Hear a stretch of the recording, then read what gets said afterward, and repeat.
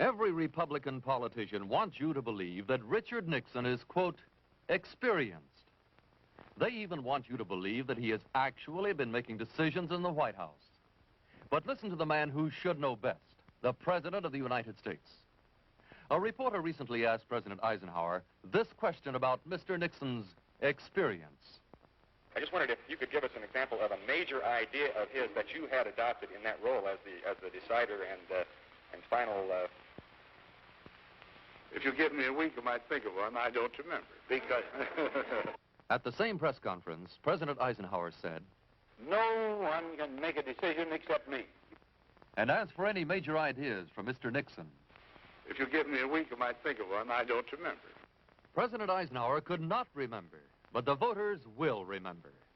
For real leadership in the 60s, help elect Senator John F. Kennedy president.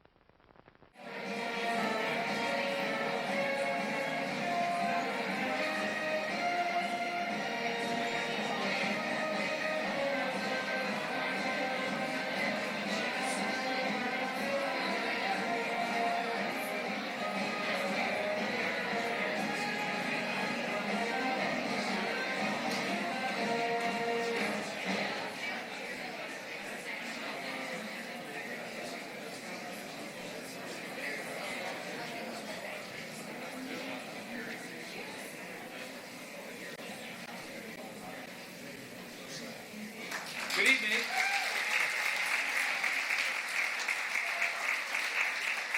Good evening. Thank you very much. I want to welcome all of you to this evening's performance. It's wonderful to see all of you here. As you know, I've got some important thank yous to say and some announcements to make. First of all, I need to say a huge thank you to our corporate sponsors on this production. They are Dr. Matt Gerrels and the ENT Center of Central Georgia and Dr. Nanette Crowley. They wrote some very important checks to help underwrite the cost of this show so that we could do it for you. And you need to know that. If you meet them, see them, know them, please tell them thanks. And let's give them a big round of applause.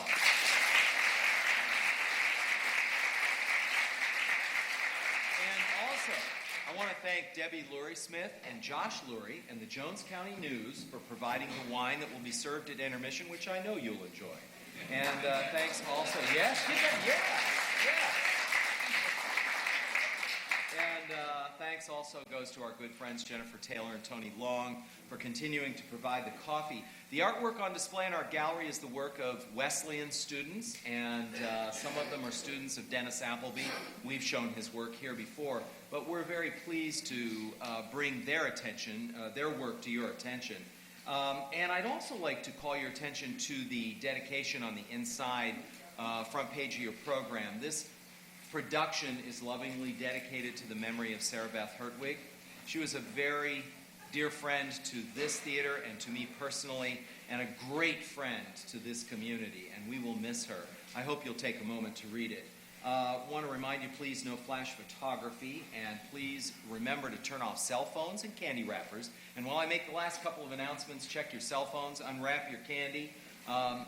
If you do any recycling, please continue doing it, or discover doing it at Schnitzer, formerly Macon Iron, because they share the profits of that business with us to support the work of our Youth Actors Company. Now, over the course of a season, that adds up to several $1,000s.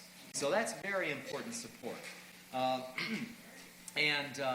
Also, coming up, March 1st through the 9th, our Youth Actors Company will be doing The Three Musketeers, directed by Kelly Mann. We're very excited to share the work of our young people with you. Please come out and support them. And also, on the back of your program, there's a listing, and we always put it there, of what's going on at the other theaters in our area. You know, it really annoys me when I hear people say there's nothing to do in Macon. There is so much to do here, you can't get to it all. And most of it is very good. And certainly our theaters are all doing work worthy of your attention. Little Old Ladies in Tennis Shoes continues down at Warner Robins Little Theater. Perry Players is doing Unnecessary Farce. And right up the road, Backlot Players is doing, no, they've closed A Bench in the Sun. But our actor, Jalou Zalonis, is going to be playing Mama Rose in their production of Gypsy. And then also, tomorrow is the last opportunity to see Picasso at La Panne Gilles over at Mercer. written by Steve Martin, a delightful comedy that I highly recommend. I know you'd enjoy it.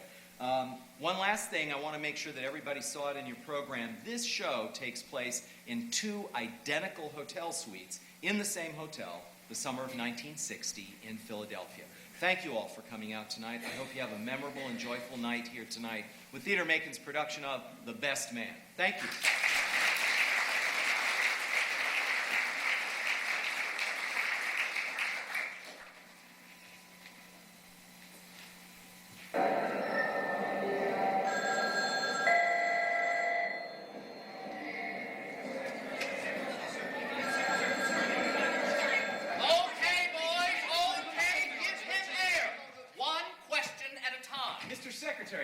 Today, how many delegates do you have sewed up? When it comes to delegates, we neither sew nor do we reap. What was that again, Mr. Secretary? Mr. Russell was making a joke. What he means is that... Neither do they sew. But what about ex-President Hofstadter? Do you have his endorsement yet? In a word, no. But do you think you'll get it? Ask him. There is a rumor he's in Philadelphia. Yes, he's upstairs. He's going to make a statement tonight. He says it's between you and Senator Cantwell. So we'll just have to wait until tonight. Mrs. Russell, what do you think your husband's chances are? Well, I don't really know. We have to wait for the convention, don't we? Mr. Secretary, in the event of a deadlock between yourself and Senator Cantwell, whom do you think will be the dark horse candidate? Jack Parr. I'm sorry, but I'm not about to build up a dark horse when I'm trying my best to look like the light horse. Sir, what do you think of Governor Merwin's chances? John Merwin is a very talented young man. We don't know much about him, of course. Would you consider Governor Merwin as a running mate? I might. He's one of a number of capable men. Mr. Secretary, how did you interpret the Gallup poll this morning? I didn't interpret it because I didn't see it. Senator Cantwell's picked up 2% from you since last week. But we're still leading by 9% in the country, with an extra But point you coming can't from the say state. that I don't believe in polls. What Mr. Russell means is I that don't believe in polls. Accurate or not. And if I may bore you with one of my little sermons, life is not a popularity contest, neither is politics. The important thing for any country is educating its people about issues, not following the ups and downs of popular opinion. Does that mean you don't respect the popular opinion? Do you think a president ought to ignore what the people want? If the people want the wrong thing, if they don't understand an issue, if they've been misled by the press, by some of the press, then I think a president should ignore their opinion and try to convince them that his way is the right way. Do you think the people mistrust intellectuals in politics? I'm glad you asked that question. Bertrand Russell seems to think so. He once wrote that the people in a democracy tend to feel they have less to fear from a stupid man than from an intelligent one. Bertrand Russell. Oh, the same name.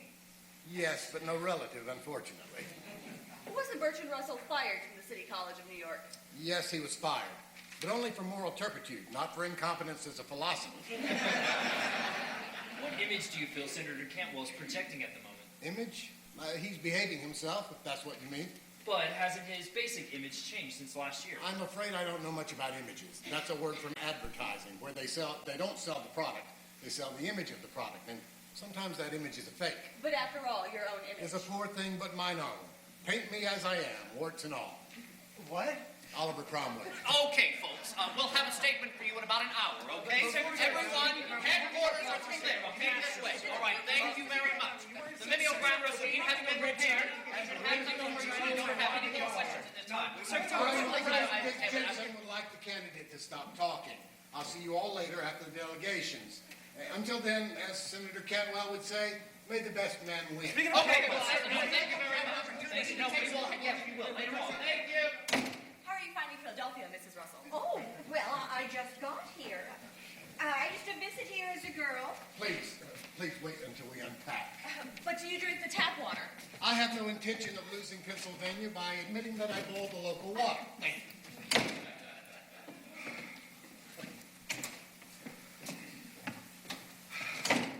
Bertrand Russell at a press conference?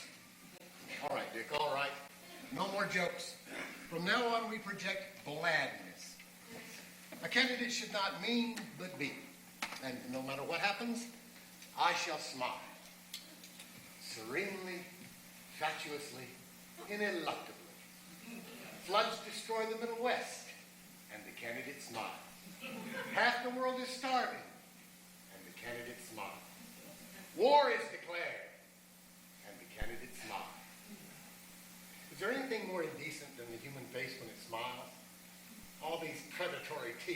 reminding us of our animal descent. Steady. No mention of Darwin. Evolution is out of bounds. Before the Garden of Eden was the word. And stop looking at yourself in the mirror. I never pass a mirror. I don't look in it. I wonder why. Vanity. I look to remind myself I really exist. One needs constant proof. I better use the bathroom while I still got a chance. Alice, don't drink the water.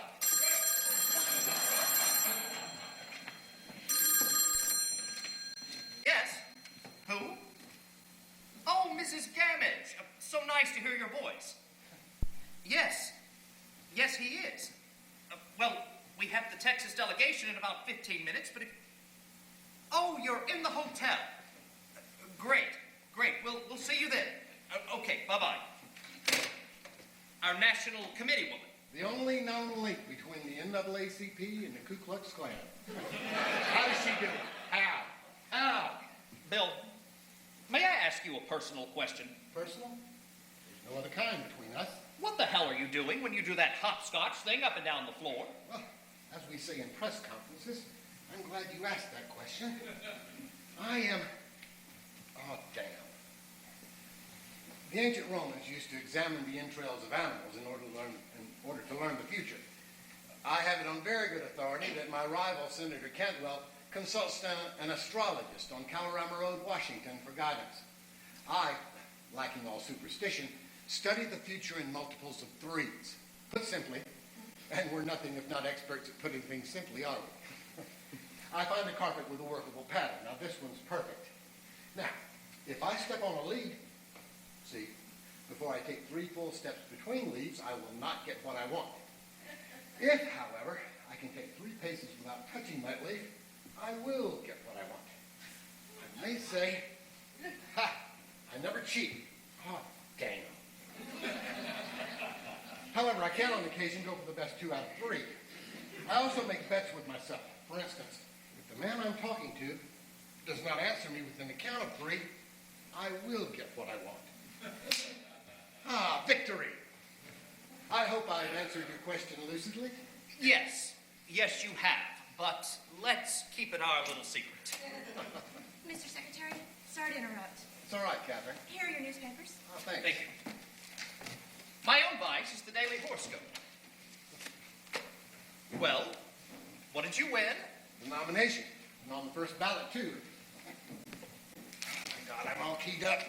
I feel like I'm going to jump out of my skin. I can't sit still. Well, you won't do much sitting still between now and Wednesday. Now, here's today's schedule. Now, as you can see, it's a very full schedule. The delegates will come to us, starting with Texas at 11:15. So close, Dick. So close. And what's going to happen? Well, you, of course. You've got the delegates. It's yours on the first ballot, if you can get ex-President Hochstadter's endorsement.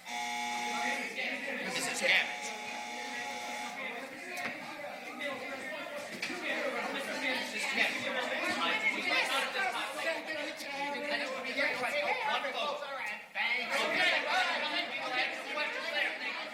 Mrs. Gamage, it's wonderful to see you. Come right in. Sit down. Have a drink. You know Dick Jensen, don't you? My campaign manager? Such a lovely hotel for a convention. I always say the hotel makes all the difference in a convention. Does Mrs. Russell like your suite? Oh, practically a home away from home. She is here with you, isn't she? Yes. Well, this is the good chair. Oh, I'll sit here, thank you. Well, I must say, it's so nice to meet you at last, Mrs. Gamage. And I'm very glad to get to see you, Mr. Jensen. I love eggheads in politics. Oh, well, What can I get you to drink? Oh, I don't drink, Mr. Secretary. A Coke or a glass of soda, maybe anything. Professors like you give such a tone to the convention. Oh, I mean it. Some of the women don't like them, but I do. Though, of course, I didn't like the New Deal. Here's your supper. You see, a great many of the women are suspicious of you professors, Mr. Jensen. You don't mind my speaking this way? Oh, well, certainly not, Mrs. Gamage. After all, talking to you is like talking to the average American housewife. I mean, you're not average, but you speak for them. Very nicely put, Mr. Jensen. I don't see why everyone says he's so conceited. stuck up? Why, he's the spirit of humility, an old shoe, in fact. And as for being intellectual, he can hardly make it through the Greek anthology without a trot. Well, you see, the women like a regular sort of man, like General Eisenhower. Now, he has great appeal to the women. That nice smile has such a way with him. Why, you always feel confident in him because you never think of him as anything but just false. Why, you can imagine him washing up after dinner and listening to his wife's view on important matters. Yes, you certainly can. Nothing pushy or aggressive or any of those things we don't like in our men. He's just grand. Now, Mr. Secretary, there is no doubt in anyone's mind that you will get the nomination on the first ballot. Well, there's doubt in my mind. Oh, yes. Let's face facts a minute. You don't mind if I talk turkey? No, by all means, turkey. You are not the ideal candidate for the women. You know that, I suppose. Well, what women did you have in mind? They don't like it when you try to be funny all the time. Well, wasn't Abraham Lincoln somewhat of a humorist? The women weren't voting in 1860. The women are suspicious of a man who doesn't take things seriously. So, don't try to be smart aleck and talk over their heads. I hope you don't mind my talking this way, but there isn't much time. I'm certainly grateful for your candor. Now, we want to see more of your wife.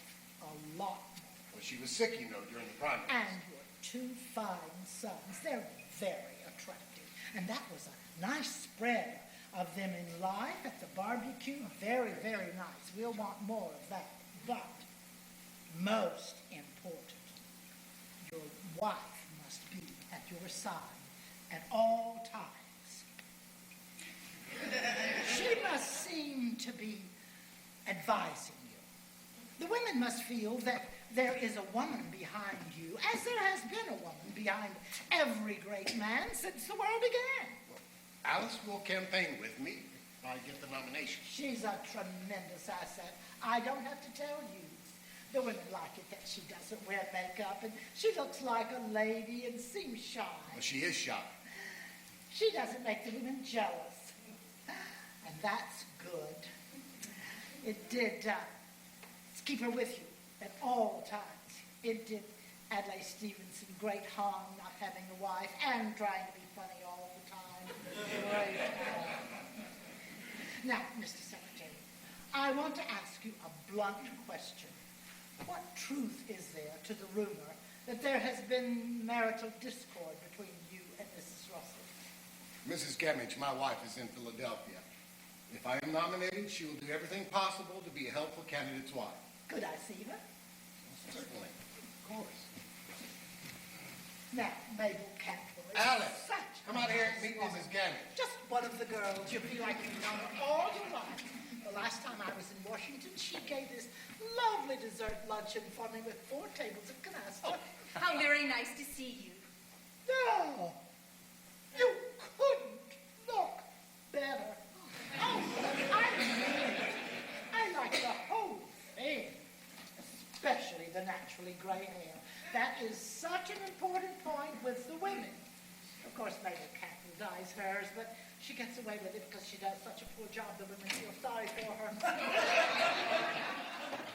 Oh, I know you have a million things to do, Mr. Secretary, but I just want you to know I'm for you. And I know you and Mrs. Russell are a winning team. Now, when you're first lady, just remember this. Don't do too much like Mrs. Roosevelt.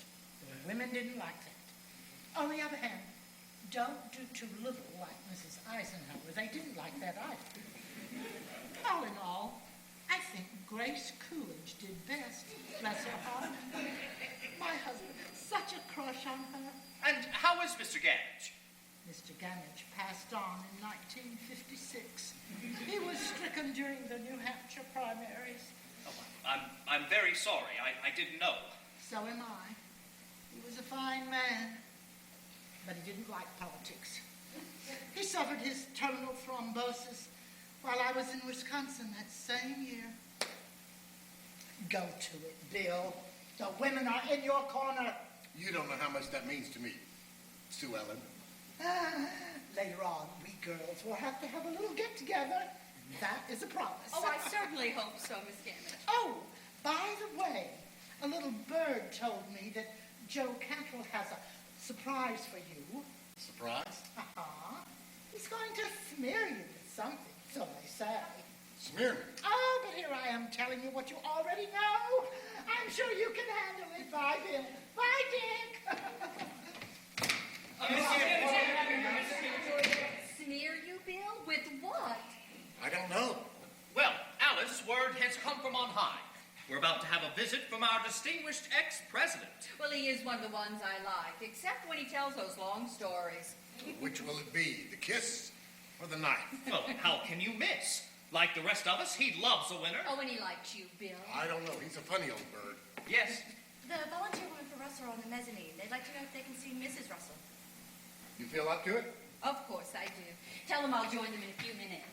Copies of the secretary's speech for tonight? I'll take a look at them now. Thank you. You might let me look at it, too. I'd like to know what I'm saying. Oh, come on. It's your speechwriters Are that... the best money can buy. They've written speeches for Eisenhower, Truman, Dewey, Hochstetter, Roosevelt, Harold Stassen, which proves that they're men of overpowering conviction. Do you want to write 4 speeches a day on top of everything else? Of course, I want to, but I can't. There isn't time. But it's a shameful business, speech by committee. Not to mention president by committee. Please tell the writers again that the word alternative is always singular. There's only one alternative per situation. I will denounce them as anti-Semiticist. Only one alternative per situation. Unfortunately, that's grammar. And marriage. Oh, I left my handbag. I'm sorry we're in such close quarters. Well, I don't mind if you don't. Odd after all these years apart. Separate rooms, separate lives. Well, as someone sooner or later says, politics makes strange bedfellows. Yes. Certainly nothing stranger than the two of us in the same room. I don't suppose I'm the first candidate to be in this situation. Bill, don't apologize. I said I would do what I could to help, and I will. Besides, if I were to ask for a divorce now, you couldn't be president. Oh, I wouldn't count on that. It would be awfully difficult. It's considered bad form to get rid of the old wife. But I really want you to be president. Why? I don't know. Perhaps I'm unexpectedly ambitious. Perhaps I want to be First Lady. Or perhaps I just look forward to seeing you more often. Don't look alarmed, only in line of duty. You know, an unexpected meeting in the East Room or an ambiguous encounter in the Lincoln bedroom. Alice. Yesterday, a woman from the press asked me, what changes would I make when we moved into the White House? Now, I told her that nothing of a structural nature would be changed. Will it? You know, I like the idea. I do like the idea of the two of us back together. Bill, I am not a member of the Legion of Decency. You don't have to charm me. I wasn't trying to. I mean it. I know it's tough. Tough? Only for you. You're the one with the problem. How to get girls in and out of the White House. Or will you have a place on K Street where the president, in disguise, of course, can go there to meet new people? Why do you say things like that? Oh, obviously because I'm frustrated. Isn't that the usual excuse women give, and isn't that the usual reason? When the desire to make love to someone goes, it goes. And there's nothing in the world that can bring it back. For us, it went. For you. I suppose what I wanted in a marriage was a friend. What you got was a very conventional girl who wanted a husband who wanted... No, I will not put that record on again. I don't know why we never seem to say anything new when we get onto the subject of my inadequacy and your... Now, what shall we call it this time? Athleticism? According to the ground rules of our marriage, we can call it anything except plain old-fashioned promiscuity. Look, if you'd rather not be with me and have to go through this gloomy farce, then don't. Quit right now. Quit? Of course not. circuses. Besides, you need me. And I'm good for you. Well, isn't that what Dr. Artinian said after your breakdown? You are the link between father and son, between William Russell and the world. Dr. Artinian was right. Oh, but I wonder what I would have done that summer at Watch Hill when we met at the club if someone had said, oh, that handsome young man you've just fallen in love with will always need you as a link. I think if I knew then what I know now, I would have just slashed my wrists in front of the buffet table and beautifully bled to death between the chicken salad and the lobster Newburg. Luckily, you're not given to melodrama. Not yet, anyway. But you are very nearly a great man. And I suppose I can endure anything because of that. But even so, I have to insist on my one condition. There's not going to be a house on K Street. And no women in the White House. Now, this is the Treaty of Suite 674, agreed upon on the 31st day of July, 1960, in the city of Philadelphia. Agreed. Thank you. So, here we are.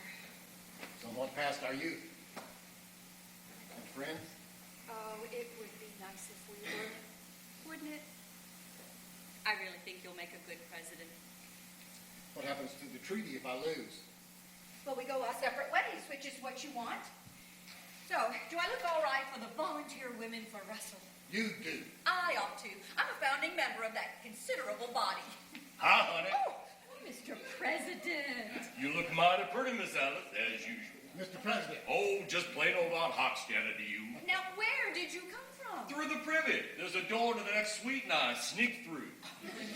You look wonderful after your operation. Ought to. Nothing but a hernia from bouncing my grandson too long. What can I get you to drink? Actually, I'd, No, don't tell me. Bourbon and branch water. With which I shall strike a blow for liberty. Don't tell anybody I'm here. Well, son. What do you think of politics? I like it so much, I'm beginning to worry. Awful, ain't it? Worse than gambling, I sometimes think. Me, I was hooked when I was no more than this high. And a certain four-flusher named William Jennings Bryan came to town. His last campaign, I guess. They shot the works. Torchlight parade, picnic, the works. And then, out there in a field on the back of an old dray, this fella gets up, and you never heard such hollering from a crowd. Big man he was, about 9 feet tall, or so he looked to me. Hair sweeping over his collar and that square red face of his. And when he spoke, I tell you, it was like thunder on a summer evening, and everybody was still listening. I used to know that speech by heart. It was the famous one. You shall not press down upon the brow of labor this crown of thorns. You shall not crucify mankind upon a cross of gold. And Bryan lost the election. So he did, so he did.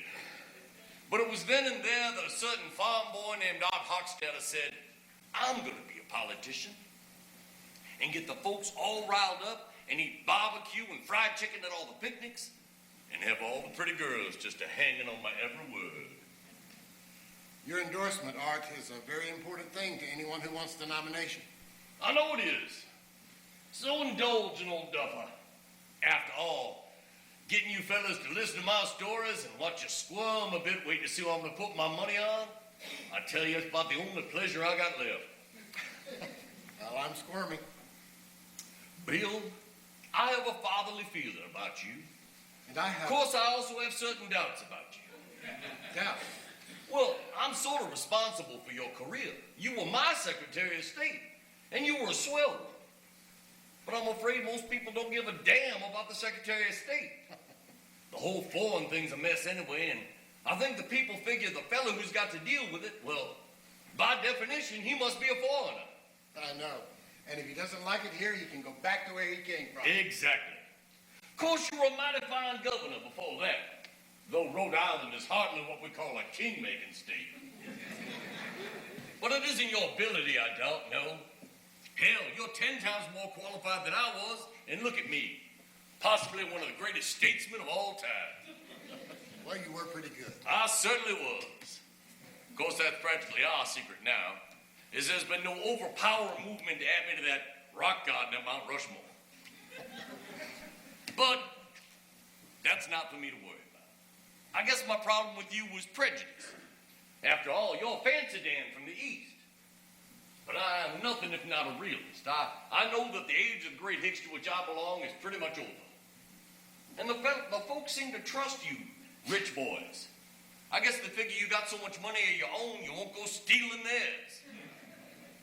You know, the people who back this Rockefeller, I think they actually think in the back of their minds that if they elect him president, he may pay off the national debt out of his own pocket.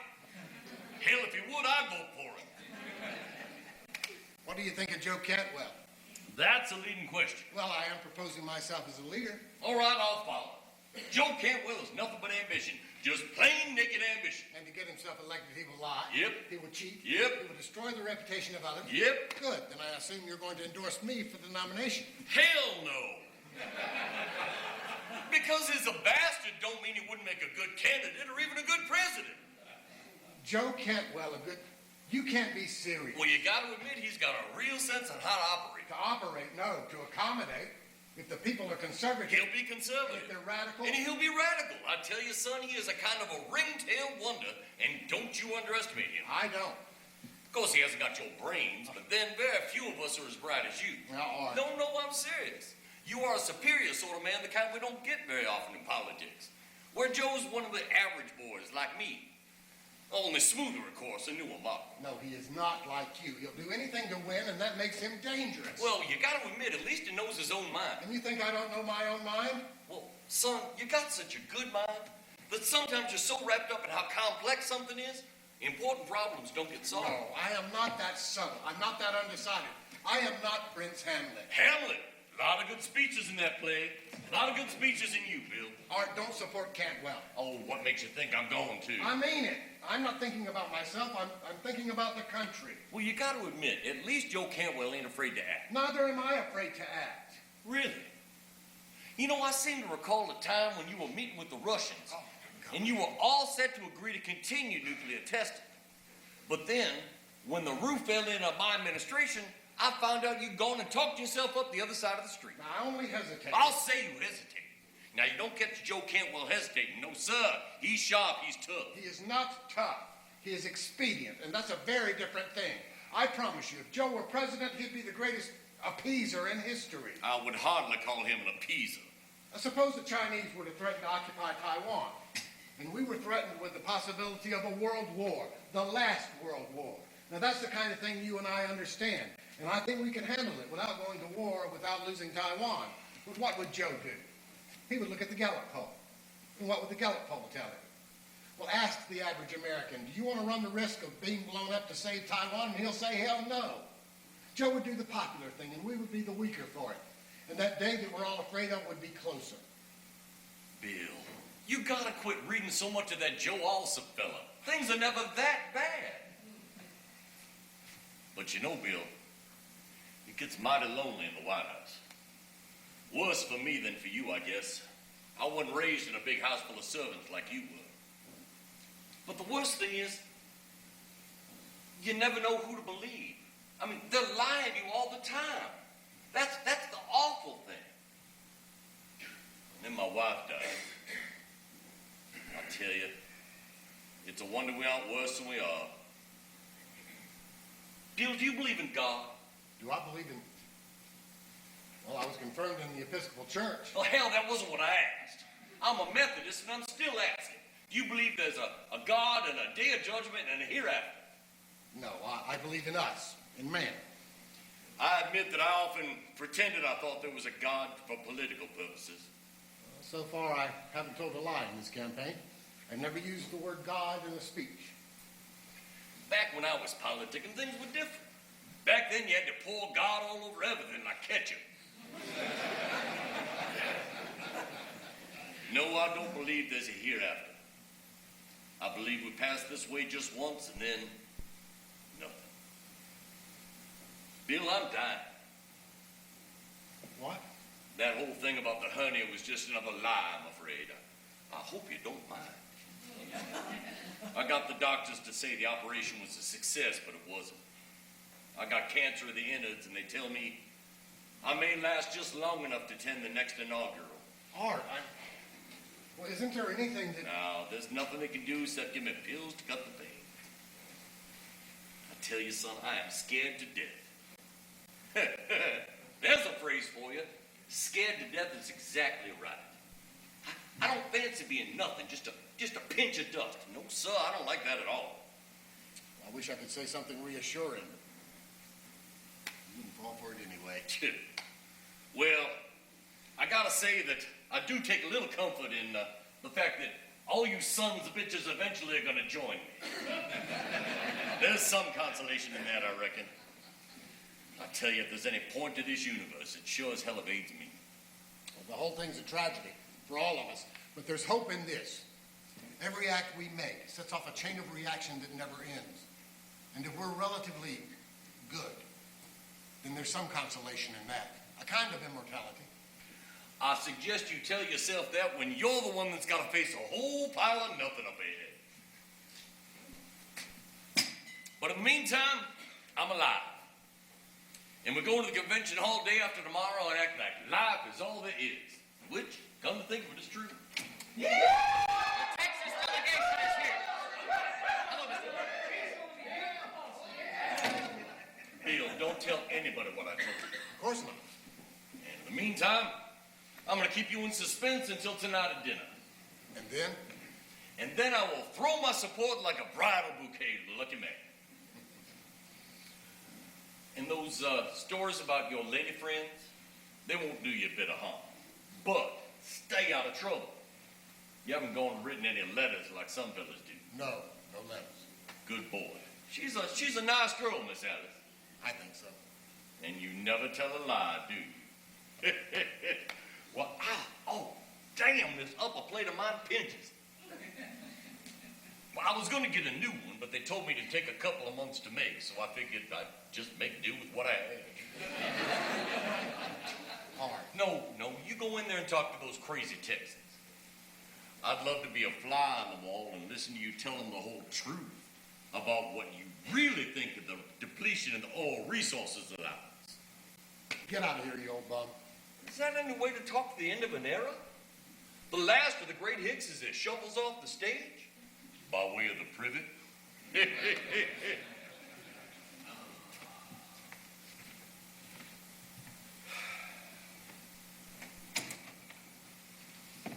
Well, what did he say? He's not going to let us know anything until tonight. Oh, he's going to come out for you, I know it. No, he's going to support Joe Cantwell. What? Oh, you're out of your mind. Now, come on, hurry up. The natives of Texas are getting restless. And remember, on the oil issue, as we discussed, I know. Double talk.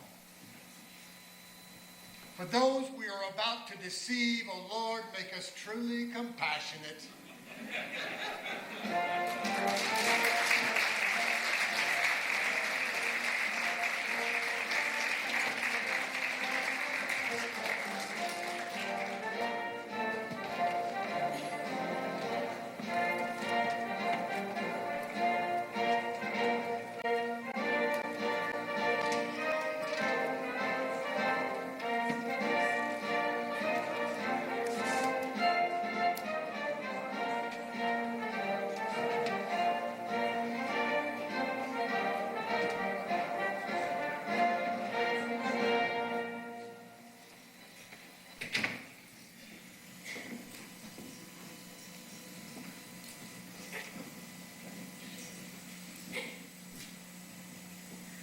This is Walter Cronkite with the news from Philadelphia. Today, from all across this country, delegates and candidates, party officials, campaign workers, pundits, and politicians have descended on this city for the start of the convention. The front runner, Secretary William Russell and Mrs. Russell, flew in this afternoon from their home in Rhode Island. Boo! This morning, Mr. Russell's challenger, Senator Joseph Cantwell, and Mrs. Cantwell arrived. Yay, team! There they are, getting off the train at 30th Street Station. Oh, my Lord, that hat. Later, Senator Cantwell rallied his supporters at a press conference held at his hotel. Now, don't get me wrong. I have a lot of respect for Bill Russell, but I don't think he's got the people's touch. I think we need a real man of the people for president. Someone like Art Hochstadter, who's been an idol of mine all my life. Senator, what about tax reform? I favor tax reform. I think by cutting down government spending, we can eventually eliminate the income tax entirely. So you feel we can increase military spending while eliminating the income tax? And I think it's a pretty swell thing that in a country like this, someone like me from a poor family can come here before you, speaking for the real people of America. All I can say is that come Wednesday, I only hope the best man wins. May the best man win!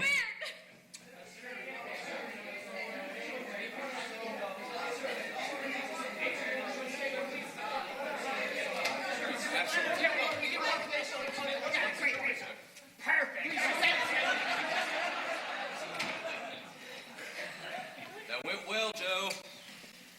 Look, you better rest up before dinner. About Hochstetter, what did he say? What exactly did he say? He said he hadn't made up his mind yet, but he would by tonight. Mabel, honey, come on out. It's just Don Blades and me. Oh, okay, honey. Hey, baby. Come on, you gotta get dressed. We gotta be downstairs to dinner in 30 minutes. I'll be ready, baby. Don't you worry. Oh, come on, Don. Fix yourself a drink. Can I get you anything, Mabel? Oh, no, nothing for me. I don't... Well, maybe just a teeniest martini to settle my stomach. You look so tired, Joe. Never felt better. Well, I finally made it through the women's tea, and I've just been here watching the television. We got awful nice coverage, Joe. Though that new hat of mine's clearly a mistake. It makes me look like I got no chin. But even with no chin, I certainly look better than that Alice Russell. God, she's a chilly-looking woman. She reminds me of this English teacher I had back at State College. The spitting image. From Boston she was, and she always wore her hair back in this bun and no makeup. And of course, she thought she was the cat's meow. Here you go, Mabel. Thank you, Don. Hey, Don, that joke of yours looks pretty good. Oh, yeah? Which one's that? At his press conference last night, Senator Cantwell quipped, Bill Russell's got more solutions than there are problems. Well, all the papers say that Art Hochstadt is going to come out for Bill Russell, though heaven knows why with your record in the Senate. I am tired. Look, I gotta see Hochstetter right now before that dinner. What are you going to tell him? Everything, the works. I mean, maybe he won't come out for me afterwards, but he'll sure drop Bill Russell. Okay, you're the boss. So go on up there. He's on the 7th floor. Tell him I gotta see him before that dinner, which is in 27 minutes. Aye, my captain. Mabel, honey, come on. Ready, honey. Don't get all head up. Why is big old Papa Bear so mean to poor little Mama Bear? Son. Papa Bear's never mean to his Mama Bear, honey, you gotta get dressed. All right, okay, I will. Joe, honey, when are you gonna spring all that stuff on Bill Russell? Tomorrow. Everything? And then we are on our way to 1600 Pennsylvania Avenue. Oh, it's just so thrilling, isn't it? I mean, it seems like just yesterday we were skipping along, barely able to pay the bills to have Gladys's teeth straightened, and now, just look at us. Papa Bear and Mama Bear, the baby bears all in the White House. Honey, where's my electric razor? Oh, I'll get it, honey. I'll just start getting dressed. And where's that Gallup poll? Oh, I think Don Blades got it. Anyway, you are 2% higher than last week with 12% undecided. Merwin gained 1% and Russell lost 2%. And Red China? There's 47% against recognition and 23% in favor and 30% don't know. Oh, I'm going to wear this blue organza tonight, the one for me and Mom with the Donald Brooks picture. I think it looks real summery and nice. It's not enough in favor. Russell's a fool for making an issue out of China this soon. Oh, I had my hair done by the man in the hotel this morning. He was very nice, but terribly swishy. He said Alice Russell got her hair done too. And he said she refuses to use so much as a rinse. Bully for her. She easily looks 10 years older than she is. Joe, honey, you think maybe I gained a little weight, around the hips? Joe, are you listening to me? No, of course you're not. You never listen to poor Mama Bear anymore. Joe, have you ever been unfaithful to me? Oh, listen. Did you see that Walter Lippmann this morning? Listen to what that guy says. The country's affairs would be in good hands should William Russell be our next president. I don't know why I don't appeal to those would-be intellectuals. My image just doesn't project to them like this does. Oh, look look at you. Just skinny enough to eat. Oh, what are you doing? Now, come on, stop it. You're going to mess my head up. Now, zip me up. Joe?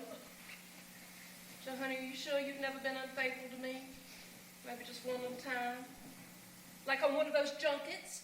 Like that awful one to Paris you took and all the senators got drunk, and Clarence Wetlaw contracted that social disease, and Helen Wetlaw was fit to be tied. Well, honey, there's no one else, and even if there was, how would I have time? I operate on a Baytex. I talked to Hockstetter. Well? He'll be right down. And? Not a clue. All right, give me that file on Russell. Honey, go in there and fix your face or something. The president's on his way down. Okay, Joe, but play it cool, like the kids say now. I will. All right, that's all to do it. I say, well, cute. Very cute. And how's the New York delegation? Oh, they're still split down the middle. Yeah, well, they won't be split after this. Here it comes. Don, remember, flattery. Okay. Hello, Blades. Mr. President. Hi, Joe. Well, that ought to start some rumors, eh? Well, gosh, I'm sorry, sir. We should have arranged for you to come in the back That's way. all right. It's almost that time anyway. Got my speech right here, my teeth are in, and I'm raring to go. What about you? Where's your party suit? Well, I have it all timed. It takes me exactly 3 minutes to get into a tux, 2 minutes into an ordinary business suit, and that's including the vest. Well, ain't you a ring-tailed wonder? You don't mind if I strike a blow for liberty, do you? Now, let me, John. Oh, that's all right. I know Joe doesn't have the habit. People who don't drink don't realize how thirsty us old bucks get long about sundown. No, sir, you don't drink, you don't smoke, you don't philander. You're about the purest young man I know of in public life. I try to be. Well, I'm a great admirer of virtue, though a somewhat flawed vessel of grace myself. Now, Mr. President, you're an ideal to us in the party. Sure. Young man, I've been impressed with you in the Senate most of the time. Most of the time? Well, there have been times when I've questioned your methods. Well, you have to fight fire with fire, Mr. President. And the ends justify the means? Well, yes, sir, yes. That's what I believe. Well, Joe, I got news for you, both about politics and life. And let me say that they are both exactly the same thing. There are no ends, Joe, only means. Well, I don't like to disagree with you, sir, but that's just sophistry. Oh, wait a minute now. Don't use any of those two-bit words on poor old Aunt Hockstetter. I'm just an ignorant country boy. What I'm telling you, Joe, is what really matters in both politics and life is how you do things and how you feel about people and what you think of them, not some ideal goal for society or for yourself. Then I am to assume, Mr. President, from that statement that you just made, that you're against planning anything. Here it comes. I know that voice. Senator Cantwell, boy crusader, up there on the TV with all those poor hoodlums cringing before his righteousness. Now, Mr. President, Joe was assigned to that subcommittee. You know that. Sure. And he just fell into that whole deal about how the mafia is responsible for all the crime in America. It happened to be true. Anytime you want to look at my files, Mr. President. You know, Joe, last time somebody asked me to look at his files, it was Senator McCarthy. I hope, sir, you're not comparing me to him. Oh, no, Joe. You're much, much smoother. I mean, you've got an end to which you can justify your means, getting to be president. Whereas McCarthy was just wallowing in headlines, sufficient to the day with the headlines thereof. No, you're a much smoother article and much more ruthless. I realize my methods might upset a lot of people, particularly criminals, and... If we hadn't been tough the way we were, we would have never cracked the mafia. What's so funny about that, sir? Oh, nothing. Only you know and I know and everybody knows, except probably the TV viewing audience, that there never was a mafia like you said. There was no such thing. You just cooked it up. So we're going to get to that number, are we? Well, I'll have you know, my files prove that... Please. You went after a bunch of poor Sicilian immigrants on the Lower East Side of New York and pretended they were responsible for all the crime in America. Well, they're not. Of course, we have a pretty good idea who is. But you didn't go after any of them, did you? No, sir. Those big rascals are heavy contributors to political campaigns. You know, Joe may have not gone after all of them, sir, but he certainly... He just barely scratched the surface. You should talk. J. Edgar Hoover considered you one of the most morally lax president in his entire career. I shall reserve my opinion to J. Edgar Hoover for a posthumous memoir. Or perhaps A time capsule to be dug up once he's cleansed the republic of undesirables. Hoover's a great American. We're all great Americans, Joe. No, I don't mind all your headline grabbing and crying wolf all the time. That's standard stuff in politics. But what concerns me is you continue to take yourself so seriously. I mean, it's common practice to try and fool the people sometime, but it's downright dangerous when you start fooling yourself. Mr. President, I take myself seriously because I am serious. This is important to me, to all of us, which is why I don't want any little lectures from you on how to be a statesman. And if you really want to know, I think the record of your administration is one of the heaviest loads our party has to carry. What a nice surprise, Mr. President. You're dropping in on us like this. I was invited down here for a conference by this young man, and he's done nothing but fill my head with sweet nothings. Well, Joe admires you more, I guess, than any man in public life. Hey, honey, will you leave us alone, Don? Yes, Joe, but honey, you've got to get dressed. Okay. Oh, Mr. President, you look mighty fine after your little vacation in the hospital. Fit as a fiddle, never felt better. Sorry for flying off the handle like that, sir. That's all right, Joe. You just got a bad case of pre-convention jitters, that's all. Now, I assume you didn't invite me down here to discuss the virtues of J. Edgar Hoover. No, I didn't. Look, I know you don't like me, and it's... Now that you mention it, I don't. I never have. Well, I never liked your kind of politician, but that's neither here nor there. I don't expect for you to come out for me tonight, so... You know, listen. I want to tell you, I've often endorsed men I disliked, even mistrusted, because I thought they'd do the job. So I want to show you something about your friend William Russell. Now, it's all here in this file, and I want you to look at it. What's the matter with it? I just had to take one of my pills, kind of pep me up. Joe, you believe in God, don't you? Yes, I do. And you believe there's a day of judgment and a hereafter? I do. If I didn't think there was some meaning to all this, I wouldn't be able to go on. I'm a very religious guy in a funny sort of way. I'm sure you are. Times like this, I wish I was. Dying is no fun, let me tell you. And that's exactly what I'm doing. Now, it's all here, psychiatrist reports and everything. And don't ask me how I got it. My means may have been ruthless, but for once I think you'll agree the end was worth it. What is all this crap? Several years ago, your candidate, William Russell, had what was known as a nervous breakdown. I know that. He was raving mad for almost a year. He was not raving mad. It was exhaustion from overwork. That's the press release. The real story's here. I know the real story. Then you know it's political dynamite. A full report on his mental health, how he deserted his wife, how their marriage has always been a phony political front. I'm not even going to speculate how you got a hold of it. And all the big words are here, manic depressive, paranoid pattern, attempted suicide. He never attempted suicide. It says right here he did. See?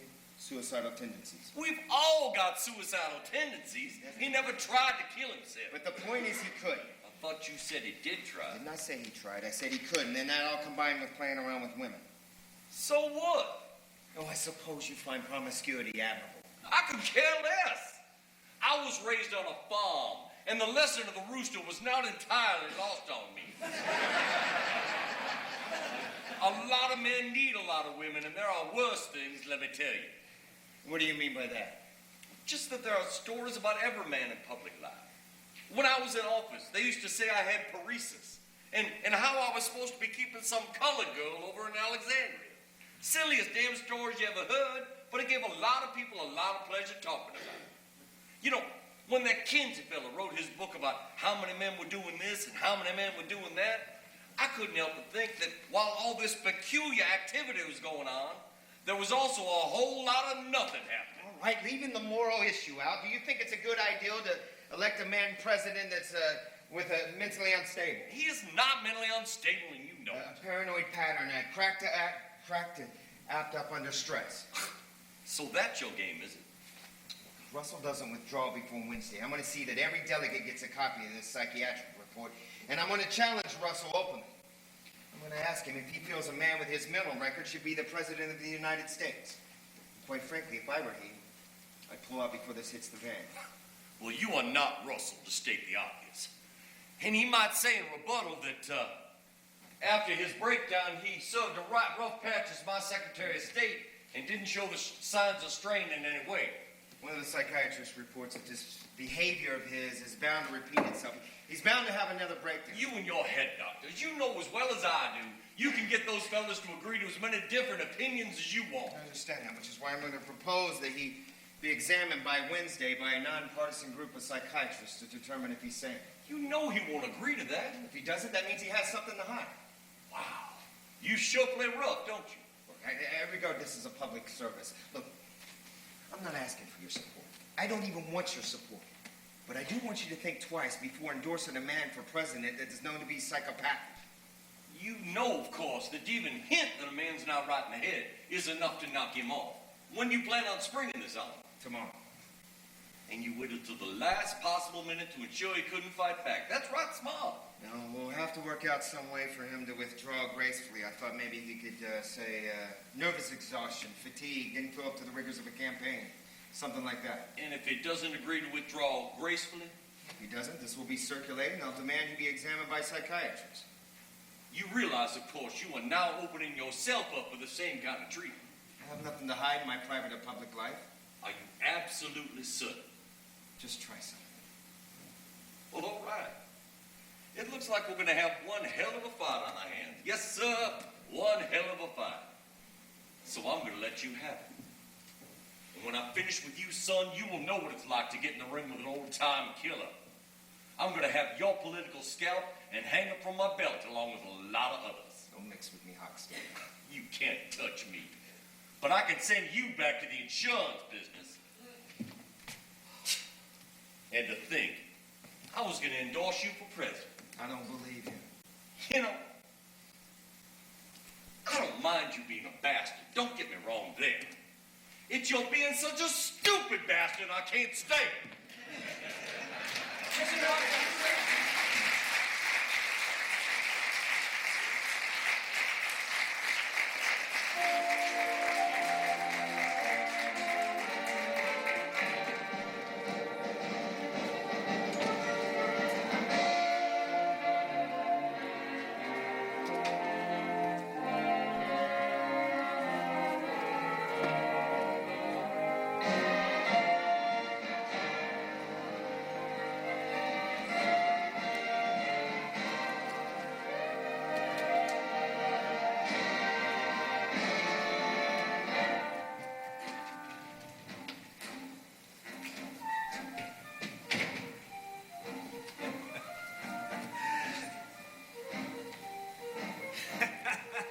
See, what you gotta remember about them Republicans, I tell you.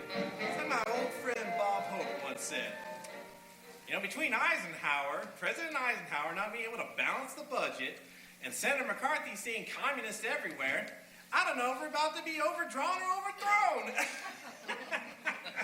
Okay, folks, we'll see you tomorrow in the convention hall, okay? Bill, nominate you on the first ballot tomorrow, and that is a promise. If nominated, I will run. If elected, I will serve. Thanks. Okay, folks, we'll be in touch. Thank you. This way. Door for you, ladies. Let's get out here for the reporter show. Well, what do you think? That looks pretty good. Nobody's mentioned mental health yet.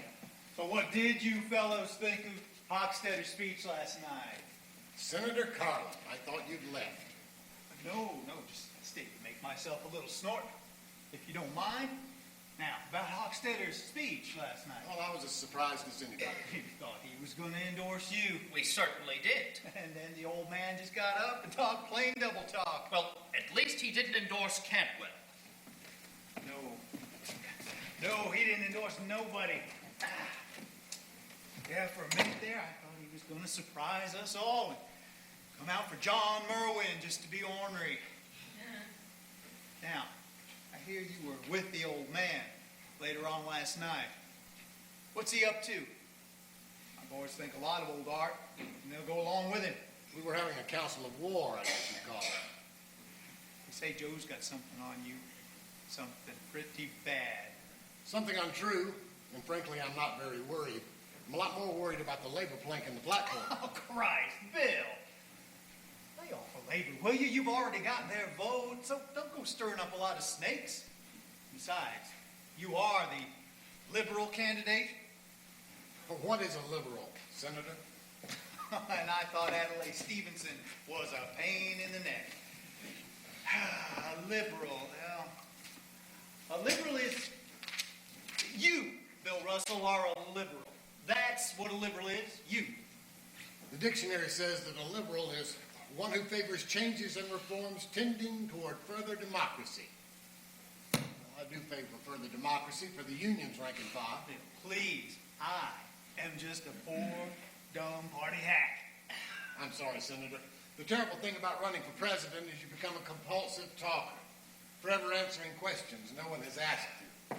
Well, let me ask you a question then. Would you consider offering the vice president nomination to Cantwell? No. You know, for a compulsive talker, you sure don't have a lot to say on that subject. Geez, I hate an open convention. You never tell what's going to happen. They're never that open. I suppose we ought to try for a Catholic. That seems to be the big thing this year. For second place, anyway. Bill, don't make things tough on yourself. You've already got the nomination. Don't go getting into all those controversial things. I can't help myself. I'm driven by a mad demon, by some imp of the perverse. That is, I'm compelled to say what I think. Yeah, okay. But try to stay away from things like Red China, especially when you know Henry Luce is an absolute nut on the subject of Red China. You know, you don't want to go losing time and life, especially when they've already come out behind you. In the interests of good government and all that baloney. So, let's just keep Henry Luce happy. And once you're president, why, you can eat with chopsticks for all anybody cares. I will be diplomatic. You know, Cantwell's releasing a statement this afternoon to all the delegates. Says it'll knock you off. We're ready for him. He may be the master of the half-truth and the insinuation, but we've got facts. And the whole truth. No man has the whole truth. Oh, brother. Good luck, Bill. Let me know if there's anything I can do for you. I'm with you 100%. In spite of your damn dictionary. Thank you, Senator. Senator Carlos. Dick, where's Dr. Artinian? On his way from the airport. Is Hochstadter? Talking to delegates. Bill, I have finally got a line on Joe Cantwell. I've got some real dirt. All the stunts. This is the craziest. If you'll excuse my obsessive use of words like mad and crazy. Well, you could have cut the air with a knife when you made that crack about being driven by a mad demon. Well, they re-elected Eisenhower after a heart attack and an ileitis operation. Didn't seem to hurt him any. But there was never any question about his mind or his judgment being affected. All right, what's the score? Well, I still got it on the first ballot, but it was a near miss. I nearly stepped on that leaf right over there. It's a bitch. Well, what about your daily horoscope? Ian, fine for getting apparel in order. PM, do not quarrel with loved one. Bill, I'm afraid you're going to have to pull a Nixon. What does pull a Nixon mean? Go on television, cry on the nation's shoulder with 2 Cocker Spaniels. And tell them I'm not crazy. No. I admit you can look into a camera and persuade the people you're not going to steal their money.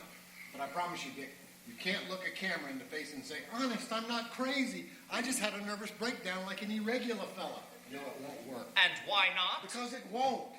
And even if it would, I couldn't do it. I might laugh. It's too idiotic. Alice, how was the meeting? Oh, I made a speech. Well, I started to read the one that Dick gave me, and halfway through I gave up and made my own speech. And you know what?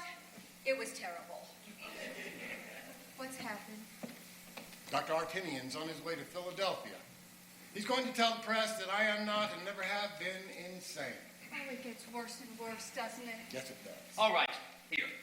I have to get back to work. Here are your schedules. Now remember, we have Florida in 20 minutes and then one more go in California. Send Dr. Artinian in the second he gets here. You mean that they can publish everything about us, about our marriage and everything? Yes. Oh, Will they? I don't know. I think it's a bluff right now to frighten me. It frightens me. I should hate to think of the children reading all that about us. Oh, it's filthy. Filthy. You want me to quit? No. How very odd. What? Do you realize this is the first time that you've touched me when there hasn't been a camera or someone in the room? Here's your schedule. Your next appointment is, oh my God, I forgot about that. Oh, I haven't. Mabel Cantwell and I face the press together. Can I get out of it? No, better not. Well, I'm all ready. We're meeting in her suite. She made the point very tactfully over the phone that the wife of a reigning senator outranks the wife of a former Secretary of State. Well, bless my soul. Miss Russell, Robert, I'm so glad you could get away like this. I had to. How was the trip? It's a long flight. I had to get this test.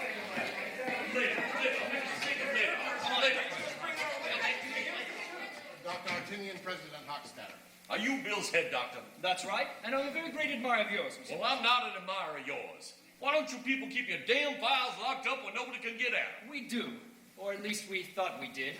Apparently someone from Cantwell's office bribed one of our nurses. They've got the entire case history.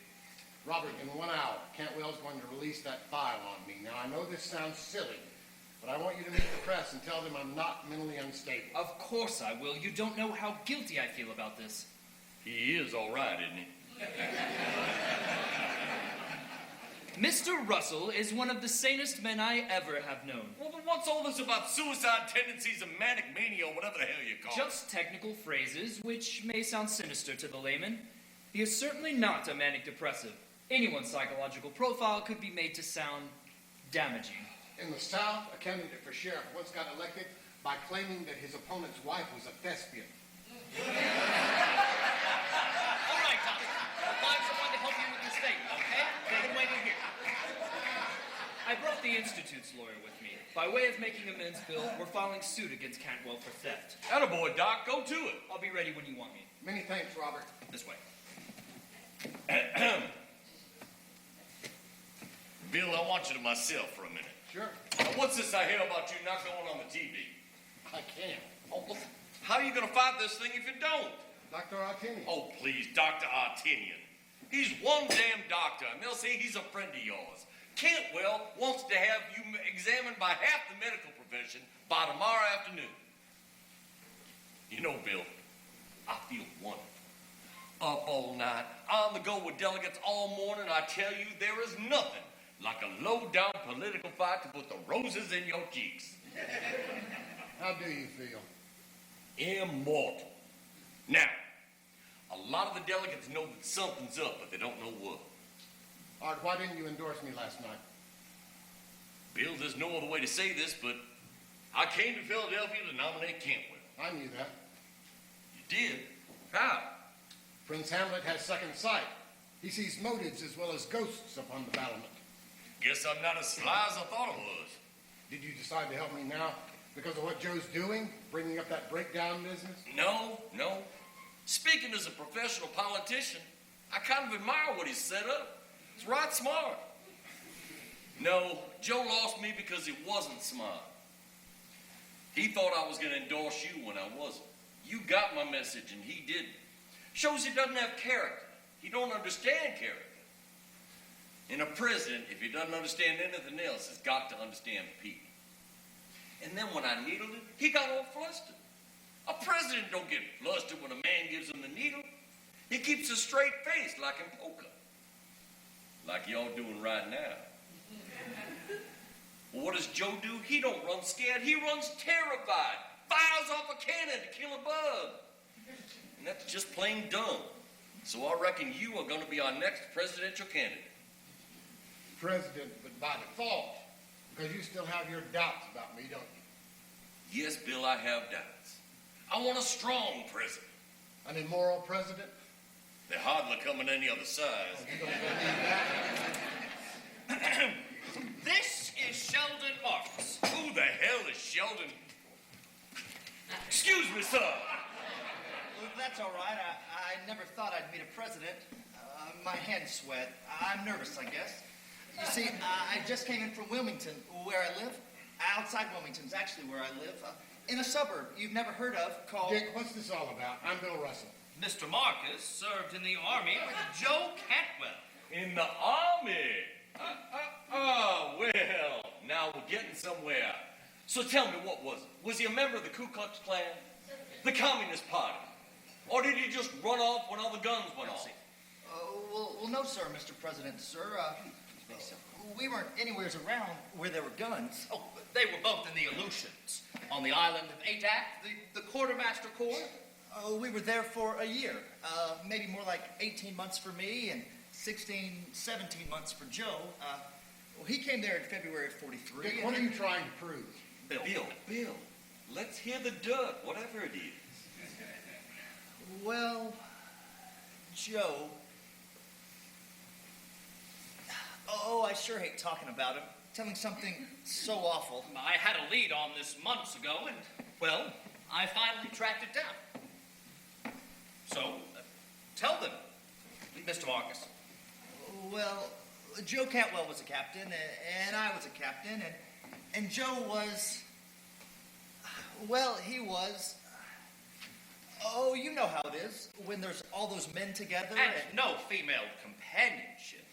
That's right, though we did have some nurses later on. Not enough to make much difference. There were just all those men. And no women. Oh, for Christ's sake, Dick, cut it out, will you? Bill, patience. You know Joe's not that, and even if he was, so what? Mr. Marcus, Major Marcus, I should say. I'm very interested in hearing the rest of your story. Yes, sir, I am a major. I was promoted just before my discharge in 46. I'm in the reserve, the inactive reserve. But if there were to be another war... Major Marcus, am I to gather by the way you are slowly beating around the bush that Joe Cantwell was what, when I was a boy, we referred to as a degenerate? Yes, sir, Mr. President, sir. That's just what I mean. I don't believe it. Nobody with that awful wife and those ugly children could be anything but normal. Bill, whether you believe it or not is beside the point. And even if it were true, I'm damned if I would smear him with something like that. Bill. I, like you, am a tolerant man. Personally, I don't care if Joe Cantwell enjoys deflowering sheep by the light of a full moon. However, I am interested in finding a way to stop him cold. Damn it, Art, this is exactly the kind of thing I went into politics to stop. This business of gossip instead of issues, of personalities instead of policies. We have enough on Cantwell's public life to defeat him without going into his private life, which is nobody's business. Any more than yours is? Any more than mine is. But he is using your private life. All the more reason for my not using his. I'm not Cantwell. But nobody's used anything yet. Now, look here, Art, you are not my campaign manager. I'm the one running for president, not you. And as for you, Dick... Bill, at least listen to the man. No!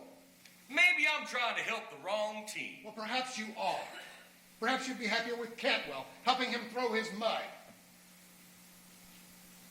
Art, I didn't mean that. Notice how I kept a straight face while being insulted? You know, I only meant... Bill, I know. Listen, as a favor to an old man in his sunset years, just listen to what Major Marcus has to say. That's all. Just listen. All right, Art, I'll listen. But only as a favor to a friend. Thank you. Now, sit down here and just let events take their course. That's all. After all, how often does $1 million drop in your lap? Not to mention the presidency. Now, Major Marcus, I am going to go ahead and mix you a drink with these old skilled fingers of mine. And while I do that, I want you to go ahead and tell us your entire story, omitting no detail, no matter how sordid. Well, Mr. President, sir, well, there was this guy up on Adak. His name was Finn. Bob Finn. That's Robert Finn. I don't know his middle initial. I'm sure it's there in the record. How this Lieutenant Finn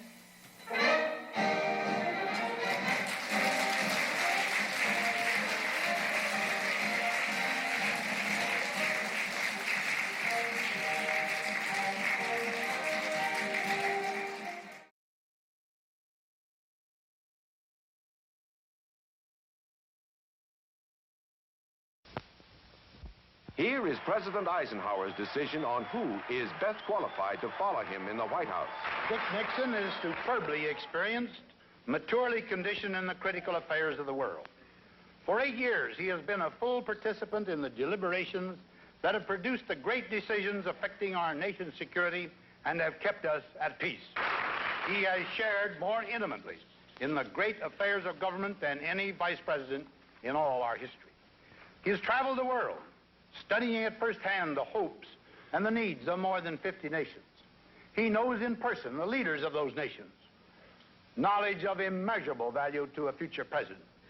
By all odds, Richard Nixon is the best qualified man to be the next president of the United States.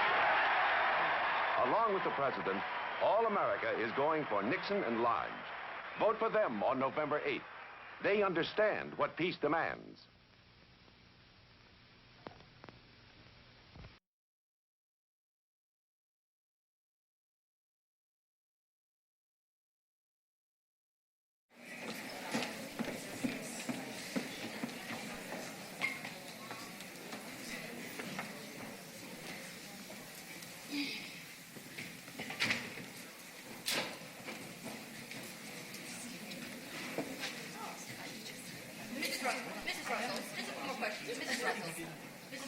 Okay, fellas, let's wrap it up. Our girls have got a lot to do. Mrs. Russell, where are your sons now? One's at Watch Hill and the other one's traveling. He's in Europe. But I wish now we brought them here for the experience. One more time, ladies. Oh, I blinked my eyes. Well, Joe and I thought about bringing our girls to Philadelphia, but then we decided, no, this sort of thing is just too hectic for children. Mrs. Russell, how's Mr. Russell doing today? Oh, he's just fine. There's a rumor he's not in the very best of health. Well, I've never seen him in better health. My Joe just blossoms doing a campaign, on the go all the time. I don't know where he gets that energy. In fact, my husband Joe Cantwell is a real dynamo. In fact, my husband... Sometimes I think my husband has got nerves of iron. Nothing ever seems to upset him. He has a great inner calm that's almost spiritual. My husband... Okay, fellas, that's enough. Mrs. Russell, what do you think is going to happen tomorrow? Do you think Mr. Russell has it on the first ballot? Oh, I certainly hope so. Well, as for me, I just hope the best man wins for the country and everything. Amen to that. All right, come on. We can set Bye-bye something now. else up later. We'll see y'all All later. right, good day, ladies. Bye, Don. See you in just a little bit. My, that was quite an ordeal, wasn't it, Mrs. Russell? Oh, I'm sure it wasn't for you. You've done so much of this kind of thing. I have to go.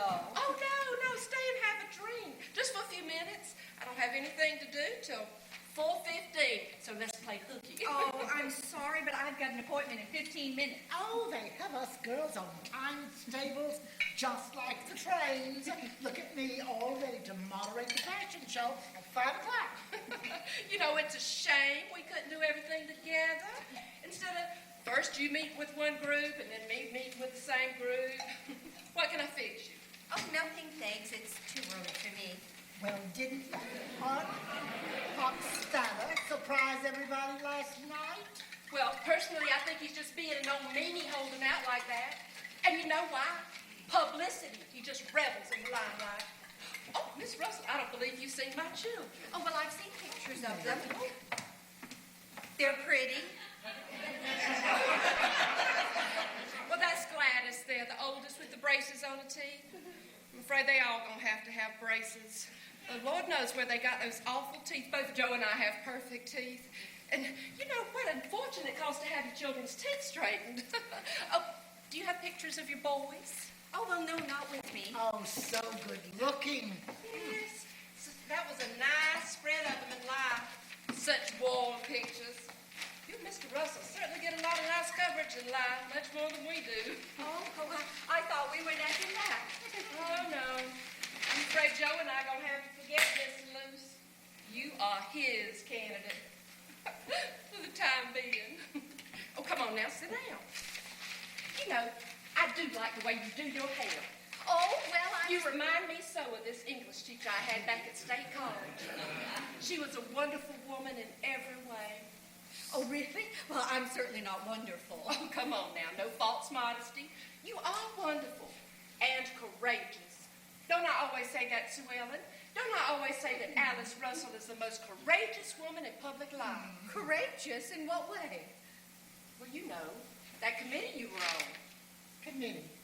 What committee? You know, the one in New York City where you did all that work for birth control. Birth control? I didn't know about that. Well, it was 20 years ago, and I'm not supposed to talk about it, as you know. I should hope not. You'll have the Catholics down on us like a ton of bricks. The rhythm cycle, yes, but anything else is out. Well, as for me, of course, I'm against any sort of artificial means of birth control, except maybe where there's a matter of health concern. But believe me, I think it took the courage of a lion to come out in favor of people using those contraceptive things when you're in public life. Of course, I guess you didn't know back then that your husband might be running for president one day, and well, when you do that, you just can't afford to offend a lot of nice people who vote. Well, I realize that. We must offend no one. Of course, if you don't offend anyone, you don't please anyone very much either, do you?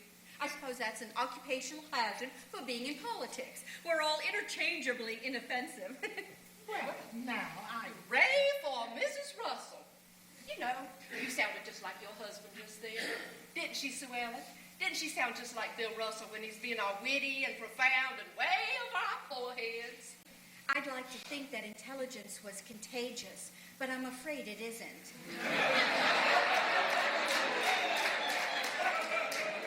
At least it isn't for me. Bill has the brains. I'm not awfully quick. Oh, yes, you are, honey. I've got to go. You girls are an inspiration to the American woman. I mean it. Each of you in your different way. Thank you for that. By the way, how is Mr. Russell's health? I mean, really. I thought he looked really peaked at the dinner last night, and someone did say The that they... reporters are gone, Mrs. Cantwell. You know as well as I do that he's perfectly all right. Goodbye. Bye. You just listen to her. The reporters are gone, Mrs. Cantwell. She wasn't so high and mighty, she'd take the hint and realize she needs to start saying right now that there's something wrong with him, so when he has to pull out, there'll be some sort of preparation. Mabel, I don't like anything about what Joe is doing. It's just plain dirty. And I have to warn you, I'm a loyal party worker, and I'll see to it that the women are all behind Bill Russell. Under him is their usual position. It's just sex, sex, sex. Morning, noon, and night with that Bill Russell. Well, Mabel, unless you were in the room, how would you know? I read the report. Bill Russell is a neurotic, and he had a breakdown, and his sex life is certainly not normal. Sleeping around with all those women is just plain immature, and we don't want an immature president now, do we? We have had some very good presidents who have slept around a lot more than Bill Russell has, and in the White House, too. Oh, here comes the answer. Why, Senator Collin, I didn't know you expect to see you here. Well, I was just in the neighborhood. Hi, Sue Ellen. Oh, Joe! Joe, I hope you don't mind if I take the bull by the horns and tell you that anything in private life is out in politics. I couldn't agree more. It's an unwritten law, and it's a good one. Once you throw at a man that he has an illegitimate child or a mistress or anything like that, why, you get sympathy for him. I don't know why, but you do. And you leave yourself vulnerable, too, because nobody's a saint, Joe, not even you. So, you leave what you men do in the bedroom out of politics. Bye, Joe. Bye, Mabel. Bye, Clyde. Oh, Mrs. Yavis. And a photo sketch, man. All neatly bound. 600 copies to be released to the delegates at 3:30 p.m. Now, Russell's doctor's in town, so there's going to be some kind of statement. He's going to fight. Aren't you fellas afraid of getting into trouble? I mean, after all, stealing medical records. We didn't They steal were it. given to us pro bono publico. Now, I want you to look at Here, this. take a look.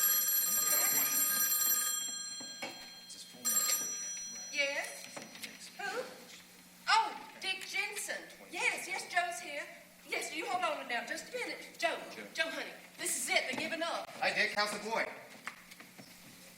Well, gosh, I don't see how we can delay much longer. We told everybody 3:30. Boy, I sort of hope Bill would be helpful, you know, for the party's sake. I mean, he could back out so easily now on the health issue. Well, I really don't see the point in postponing. Do I know who? Sheldon Marcus? No, I don't think so. Why? Where? I want to talk to Russell right now. We'll try and fix it. Joe. Joe, honey, what did he say?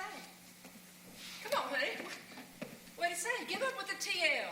You aren't going to talk with Russell, are you? We had decided to... Hold that stuff on Russell. Hold it? But we can't. I said hold it. Joe, what is happening? Sorry, Senator, if you'll excuse me. Oh, yeah, sure. Well, goodbye, Mrs. Cantwell.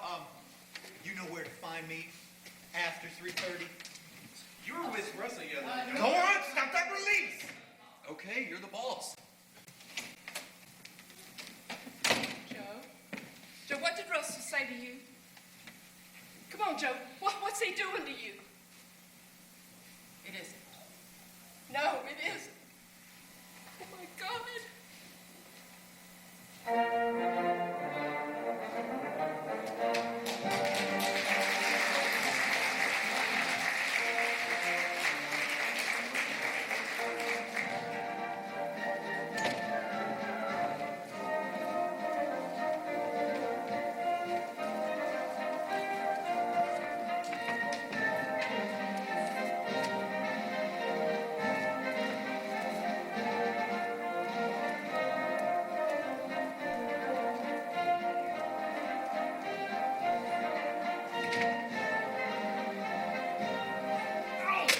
You should have heard Cantwell's voice. First time I've ever heard him stuck. Now, he wants to see you, so I said 3:30, and he agreed without a peep. That means no announcement to the delegates. Mr. Marcus, I want to thank you. I know this must be as distasteful to you as it is to us. Oh, well, yes, it is. Peggy, my wife, she was fit to be tied when I told her I'd talked to Mr. Jensen and was going to come here and see you. She knew the whole story, of course. I tell her everything. We have no secrets, Mrs. Marcus and me. Yes, well, many thanks. Would you wait, please, in my office? That's the second room across the hall. Yes, sir, Mr. Jensen. Well, I guess this is the biggest moment of my life, meeting you, Mr. President, sir. I imagine it is the biggest moment of your life, Major. You may have changed history. Excuse me for not getting up. Well, I'll say one thing. I certainly never thought that back in '44, when Joe Cantwell and I were up on ADAC, well, that 16 years later, we'd be here in this hotel with him running for president and me meeting you, sir, whom I've always admired. Thank you. Though I didn't vote for you the second time. You see, Mrs. Marcus felt... Major Marcus, let your vote remain between you and your God. Yes, I guess that's right. Yes, I'll remember that, sir. I will. I won't have to see Joe, will I? Well, we hope not. He's just awful when he's mad. He's got a temper. It's like stepping on a snake stepping on Joe. He can be real scary. We'll remember that. Thanks a lot. This way. Thank you. Bill, we've done it. We've really done it. We have finally stopped Joe Cantwell. I'm not going to use that. Well, of course you're not. Except privately. We just take this to Joe and say, if you make an issue out of the breakdown, we make an issue out of a certain bit of court-martial testimony. Mrs. Secretary, How was it? well, my cheeks are tired from smiling for the camera. But I am beginning to like politics, Mr. President, especially when Mrs. Gamage tells me that I am an inspiration to American women in my own way. Well, you're an inspiration to me, Miss Alice. Excuse me for not getting up, but could you get me a glass of branch water, just plain branch water? Of course. Well, first we talked about Mabel's children, and then we talked about my children. And we also discussed about the woman's role in politics, and we felt that a woman's true place was in the home.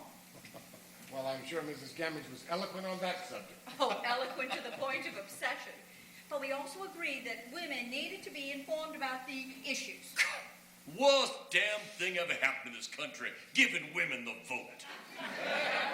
Trouble, trouble, trouble. They got no more sense than a bunch of geese. Give them a big smile and a pinch on the anatomy, and you get yourself 10 votes. May I quote you on that, Mr. President? I shall deny ever having made such a vile and un-American statement. Thank you. Finally, there were several pointed references to your health. Which means it started. Mentally unstable, apt to crack up, already showing signs of the stress.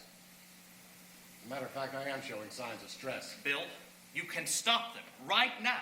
We have the ultimate weapon, massive retaliation, as Foster Dulles used to say. Yes. Thank you. Apparently, we have a visitor. Gentlemen, Mr. President. Mr. Blades, contrary to what you may have been told, I'm not seeing Joe Cantwell. Oh, but I thought you were. I thought Joe said that we were going to meet in his room because there are less reporters down there. That's right, Bill. I said we'd be right down. You did. Right, so I came upstairs to find a way of getting the secretary downstairs without anyone seeing you. So I checked the service elevator. Dick. It looks like it... You and that hatchet man there go the bathroom route, through the next suite and on down. Okay, Mr. President, but if the secretary's not going downstairs, Get I really don't see... moving, boys. Come on, Don. This will be a dry run. I'm not doing this. You have to. Do what? He's got the stuff to shut down Cantwell, but your lily-livered husband won't go through with it. You mean you can keep them from bringing up all the mental business? Maybe. Definitely. Then do it. You don't know what it is I have to do. I don't care. If you took a gun and shot him, I'd help you if I thought it kept our lives private. Atta girl, listen to her, Bill. She don't back down from a fight. You know I'm not afraid. God, then what is it? Why are you hesitating this time? Look, I'm not being righteous and I'm not being fastidious, and I do want to win. But how can I, in all conscience, use this even against Cantwell? Should have stuck with Cantwell. Because listening to you, him and haw of your conscience is turning me against you fast. My God, what if you had to act fast? Make a quick decision when you were in the White House. One where maybe all of our lives depended on your ability to act fast. And you just stood there like you're doing now, having a high old time with your divided conscience. I am not divided. I know what I should do, and this is not it. Then you don't want to be king of the castle.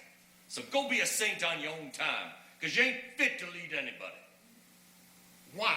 Because I don't fire off a cannon to kill a bug? Because I don't have that quick, mindless reaction you seem to confuse with strength? I promise you, there's more danger in a president who acts on animal reflex than in one who is willing to reflect before he acts, who has some vestigial moral sense that goes beyond himself. Don't you see?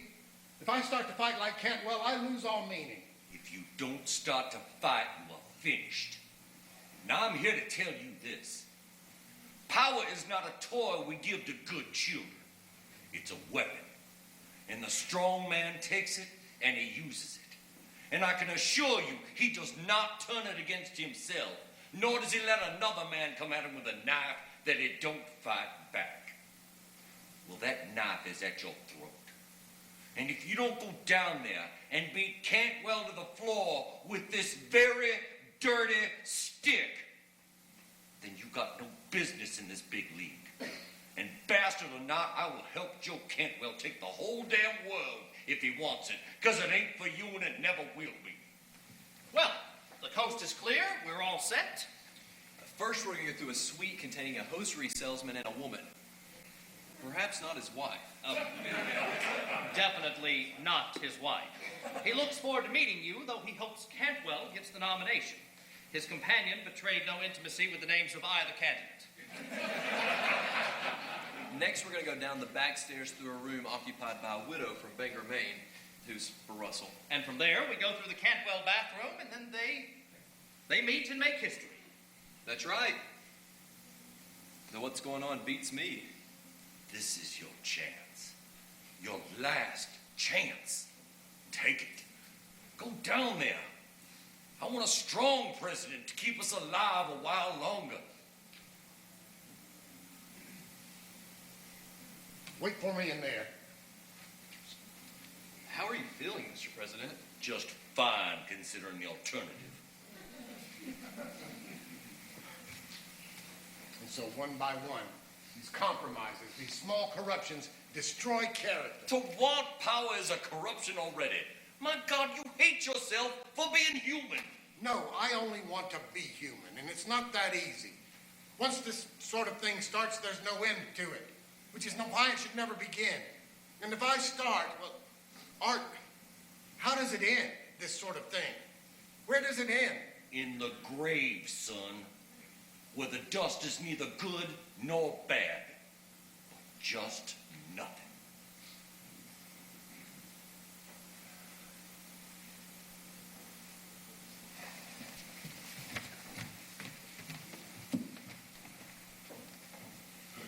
You are a good man, Mr. President. I reckon I am when it's all said and done.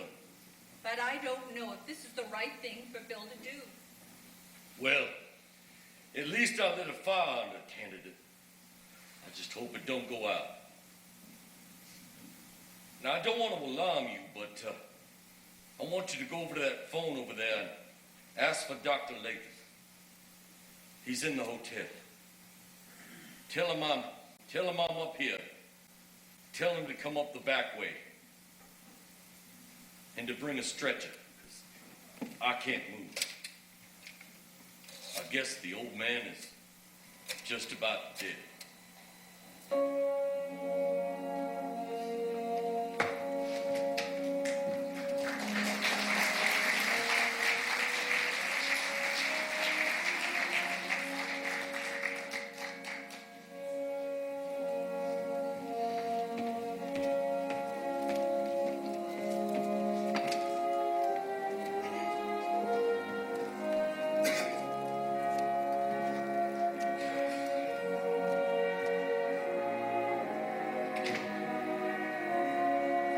Yes, that's right. The name's Conyers. General Conyers. C-O-N-Y-E-R-S. Yes, this is Senator Cantwell. Yes, it's an emergency. What? They can't find him. He's got to be there. Let's try his quarters then. Damn it! Are you sure General Conyers will back you up? He better. Well, isn't there a phone anywhere near there? He's playing golf. All right, well, as soon as you find him, tell him to call Senator Cantwell in Philadelphia. Thank you. The number's Walnut, 87593. Got it? All right, thanks. You have got to talk to him before they come down here. It's too late now anyways. I mean, it's just as well. Let's see. Conyers, the delegates, Sheldon Marcus.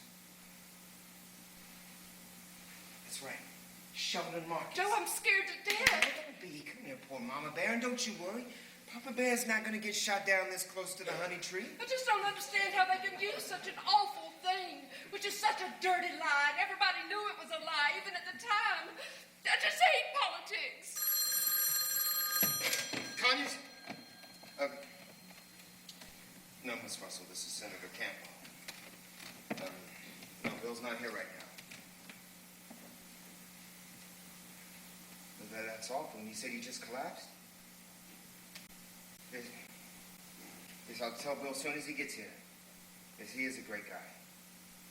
Well, thanks, Miss Russell. Lord Hochstetter just collapsed. They've taken him to the hospital. He's dying. Dying? I thought he just had a hernia. The hernia stuff was just a lot of bull. Well, what's that gonna do to us, his dying now? Find out what hospital he's at, and not a word about Hochstetter. I don't want anything to upset this meeting. Well, here we are. Touch and go for a while there, but we made it. Nobody saw us.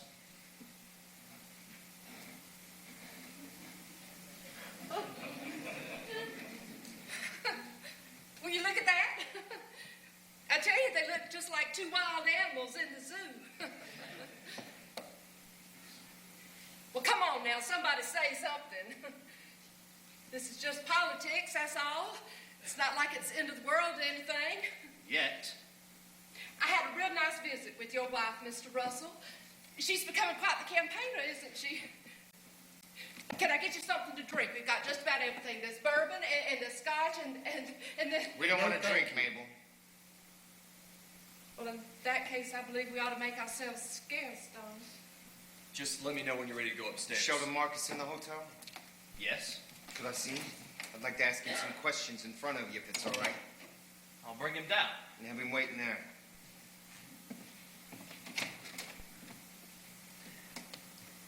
Well, I guess you two boys want to be alone.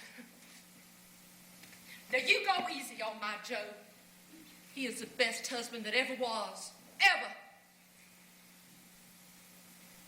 Bye now. Joe, honey, if you want me, I'll be over in Sue Ellen Gamage's room. We're having a real old-time hen fest this afternoon with the governor's wives. Okay.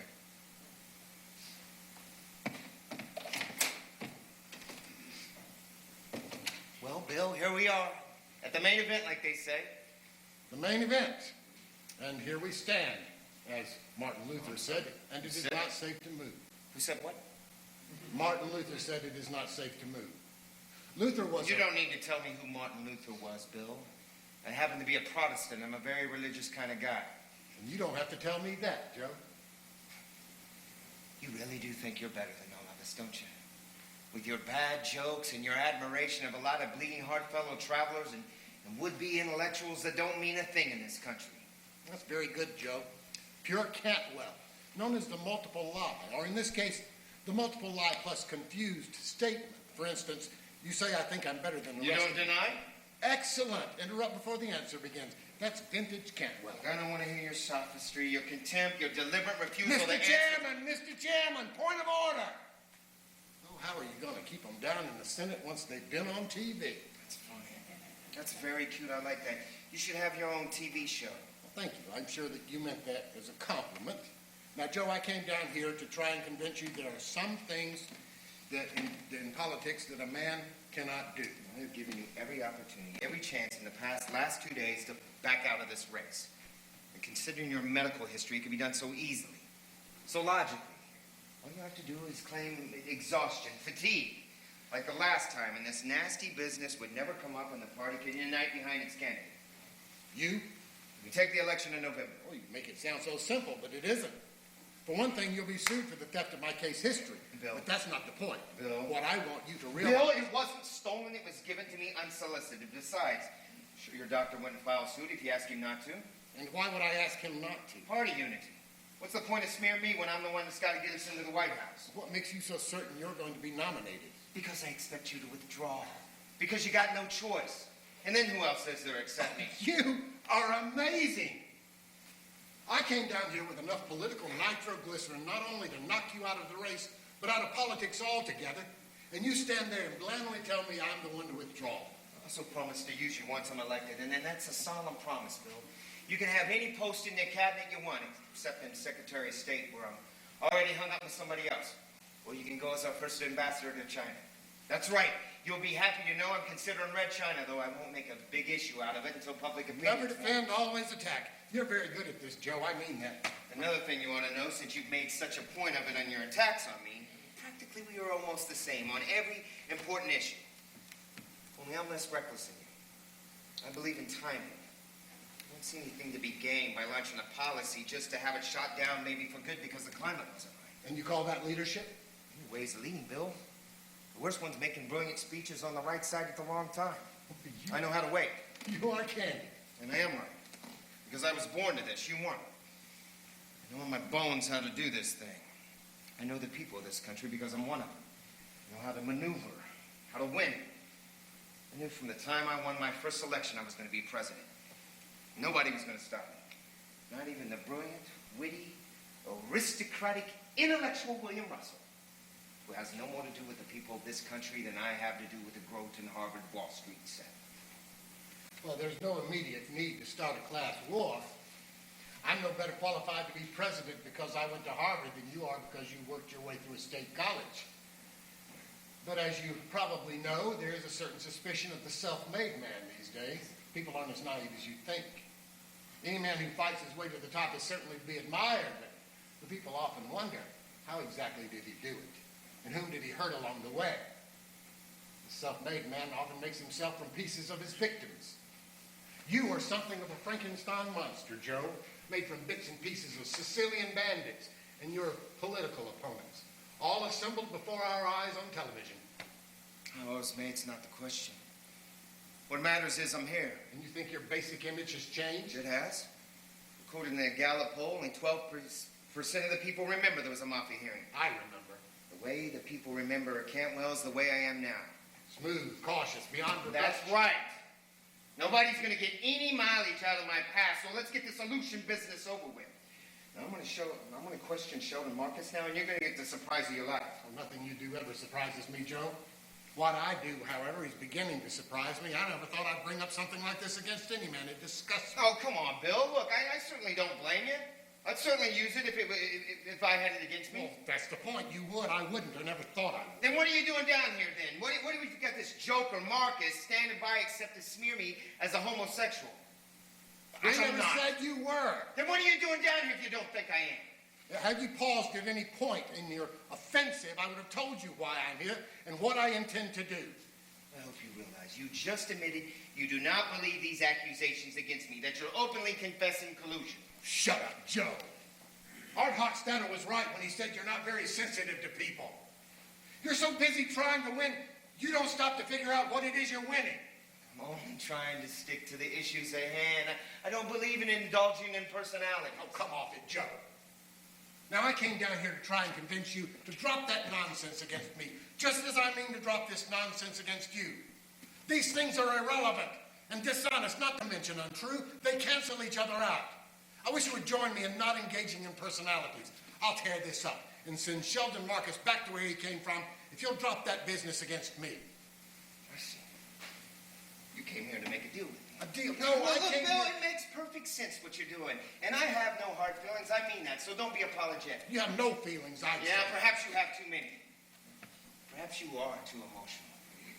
Report on your mental health said you might have thought about committing suicide. Well, who hasn't thought Well, I haven't, and I don't think a president should. No matter how tough the going gets. I understand that you want to save the country from me, that you genuinely believe I'm unstable. Yes, I am. You just admitted you said you thought about committing suicide. Well, Joe, if I'm so unstable, why did you just offer me the ambassadorship to Red China? Ambassador? The president can keep tabs on an ambassador, and nobody can keep tabs on a president. Never pause for an answer. In the best tradition of a television performer. Well, let's get this dirty business over with. I won't throw my mud if you don't throw your mud. And then we go in the convention tomorrow, and you get voted in on the first ballot. No. All right, then, good luck.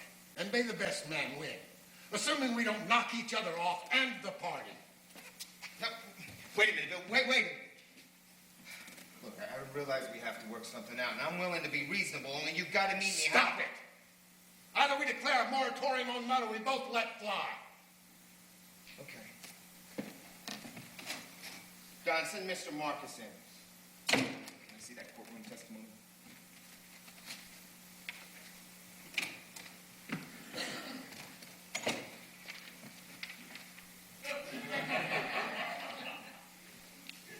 Hi, Shelley. How's the boy? Long time no see. Yeah, Joe, a long time. Hello again, Mr. Russell. Joe would like to ask you a few questions. Well, I really ought to be getting back to Wilmington. You see... Wilmington, huh? That's a great town. I used to have some family from Wilmington. Everly. Jack and Helen Everly. Maybe you know them. They're in real estate? Well, it's not Wilmington proper, actually, where I live. It's a suburb where Peggy and I live. I don't know any Everly. Put on a little bit of weight, Shelley. Well, it's Peggy. It's Peggy, my wife's cooking. She's a wonderful cook. I thought, Mr. Russell, that I wouldn't have to... CEO, buddy? Now, you know I would have been fit to be tied had I known Shelley Marcus from ADAC was in town and hadn't come by to see me. Well, I know how busy you are, how busy both you men are running for this president thing, and I was just passing by. You just what? You just paused long enough to smear your old buddy? Now, Joe, don't you get mad at me. It was my duty. For seeing that you were passed over for promotion because of incompetence. It's always a good idea to start with a motive. Is this true? Well, no, not really. I mean, my efficiency report can be found in any Army records, unsatisfactory. I was adjutant, and I personally stopped his promotion and his transfer, and he knew it. Now, on the 4th of April, 1944, into my Quonset hut on the Army base at ADAC, removed a Lieutenant Finn. That's the one that I told you about? The one we all knew? We shared the same hut for 3 months. Just the two of them, like I told you. It's in the record there. They were, you know... Finn was caught with an enlisted man. and flagrante delicto on the afternoon of the 14th of June, 1944, in the back of the Post Church. The MPs caught him. That's right. And that's when he broke down and told everything and everybody. The MPs had laid a trap. They'd been tipped off. By the Advocate General. That's right, by Colonel Conyers. He was the one that broke up this ring of degenerates. And when Finn broke down, he listed 20, maybe 30 names. And one of those names was Joe Cantwell, his roommate. Correct. Now, what happened to those 28 officers and men named at that court-martial? They were separated from the service. Section 8, we called them. For the good of the service, they were all kicked out. All except one. That's right. All except you. And why wasn't I? Well, I don't know. I suppose it's in the records there. But I know I thought then what a lot of people thought, how Joe must have pulled some pretty fancy wires to save his neck. Yes, sir, he's a real operator. He could get out of anything, and that's the truth. Anyway, it's all there in the record, in the court-martial, how he was named under oath by Lieutenant Finn. Where's Lieutenant Finn now? He's dead. That's right. After the war, he died in a plane crash. You remember the one. Out in Detroit, the If frequent... you were innocent, why did Finn name you? Because I was the one that turned him in. You were.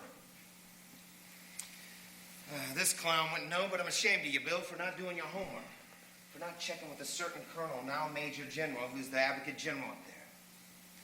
You see, Shelley, when I found out what was going on, I went to Conyers and told him what I'd discovered about my roommate. And we laid a trap for Finn, and he fell right into it. And at the trial, I gave secret evidence against him. And that's why he named me. In revenge. And that's why no action was ever or could ever be taken against me. I even got promoted on it for the strength of having helped clear those types out of the command. I bet that isn't so. I bet you'll see he sneaked out of this like everything else. I know Joe Cantwell. Can you prove this? A few minutes ago, I talked to Colonel Conyers. He's in Colorado now. He's the Advocate General up there. He told me he'd back me up in every way. He gave me his name and number. He's expecting a call from you, Bill. And now for you, Shelley Marcus, if you ever breathe a word of this, one word to anybody, I'll have you up for libel. Criminal libel. Now, Joe, don't In fact, I'll have you so involved at the mess at ADAC, by the time I don't finish with I'll have you wish you were... Hey, Shelley, buddy. Hey, next time you're in town, bring the wife. Bring Peggy. Mabel and I'd love to meet her. How's that?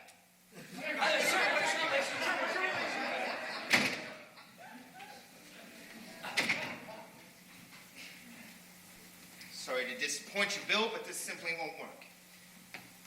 We won't be able to make this thing stick for more than 2 minutes. And I should also warn you, this is the exact same kind of smear that always backfires on the guy that made it. That's Art Hochstetter. He'll tell you. If you don't believe me, you got the colonel's number. Give him a call. True? False? The two of us have gone beyond truth now. We're in dangerous country. Every word I said was true. You're worse than a liar. You have no sense of right and wrong, only what will work. This is going to work. What are you going to do, Bill? You're not going to use that now. Oh, yes. Yes, I'll use anything against you. I can't let you be president. No, they'll never believe you, Bill. Look, that's too dirty. No one's going to believe that. All right, Russell. Go ahead. It's your funeral. Without me, you haven't got a chance.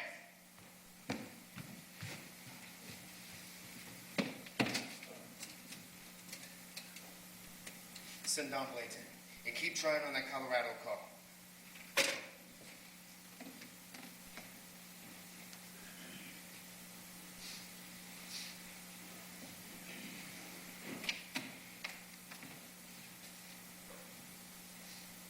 What happened?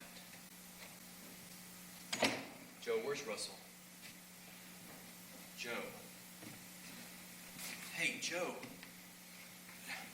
Oh, hey, Don. What's this all about? I mean, what's Russell up to? What's he got on you? You know what that guy just said to me now? He said I wasn't very sensitive to other people. He said I didn't understand character. Is that what he came down here for, to give you some sort of lecture? Yeah, pretty much. Well, I got news for him. I'm a very good judge of character. You can release that stuff on Russell now. And remember, one copy to every delegate. And Don, I make you a bet. Russell quits before the first ballot.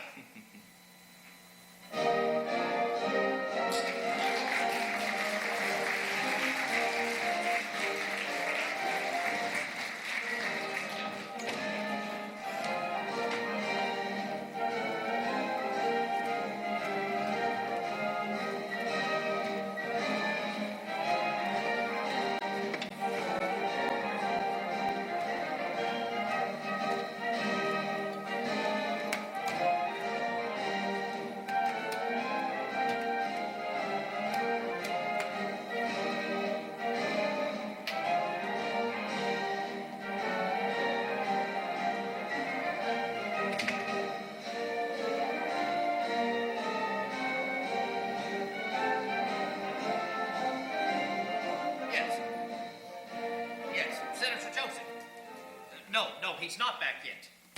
No, I don't know what to do. He's at the hospital with President Hochstadter, and there's no way to phone. Well, I guess we'll just sit tight. How's the balloting going? Wait a minute. Hold on, Senator. Just a moment. Bill, Senator Joseph is on the phone. He's in the convention hall. Now, they're moving into the 6th ballot. It's a deadlock. Cantwell's leading, but no one has a majority. Now, Joseph says if you let us blast Cantwell now, we're in on the next ballot. What was the voting on the 5th ballot?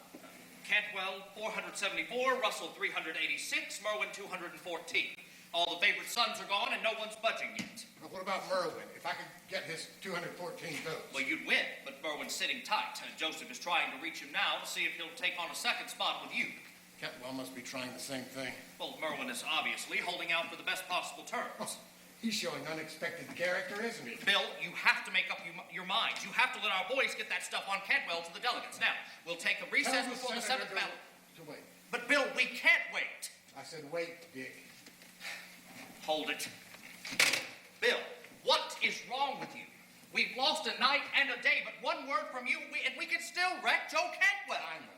Well, why are you holding back, Bill? What do you have to lose? Cantwell's done his worst. Every delegation's got a copy of your case history. And believe it or not, we're still in business. I don't know why, but we are. Well, which means perhaps that dirt does not always stick. Enough did. You lost 300 votes because of it. But not all to Cantwell. Merwin got over 100 of my votes. That's a sign of something. Disgust? Or human decency. Decency? At a convention? I'm an optimist. Well, I packed. I thought no matter what happens, we'll be leaving Philadelphia. Yes, we'll be leaving. How's Art? They wouldn't let me see him today. He's still unconscious. Bill, I'm not trying to rush you, but will you please make up your mind? They're already well into the 6th ballot. Any decision can be made at any point. Dick. Well, I think we need to talk over here. All right. I think we have most of this stuff packed up. Now, the other day, I think you wanted me to pack that stuff. Yes. All of that. Don Blades, please. I'm so... Yes, Don, listen. What? Now? What? Hold it. Wait just a minute. Bill, Don Blades is on the phone. Cantwell wants to see you. Of course he does. Look, tell him to come down. I'd like to see Joe again. I wonder what All right. Joe Cantwell Come on, wants. he'll see you. I'd be what else would Joe Cantwell ever want? Have you seen his latest statement? No. The rumors about William Russell's health have been maliciously exaggerated. He's wonderful. Bill, listen. Before they come up here, let me call Senator Joseph, okay? Now, No, Dick. But yesterday you were willing to do that anything. was yesterday. I lost my temper and I did a poor imitation of Joe Cantwell. I was remarkably melodramatic. I even turned my own stomach. Bill, if we But take a recess... Today I'm myself again. If we take a recess Leave him before alone, Dick. You know, there's a certain relief to knowing you had the worst happen to you and you're still alive and kicking. Oh, here's my old friend, Senator Carlin, true to the end. This sovereign state casts 44 votes for the next President of the United States, Joe Cantwell. Senator Carlin has every characteristic of a dog, except loyalty.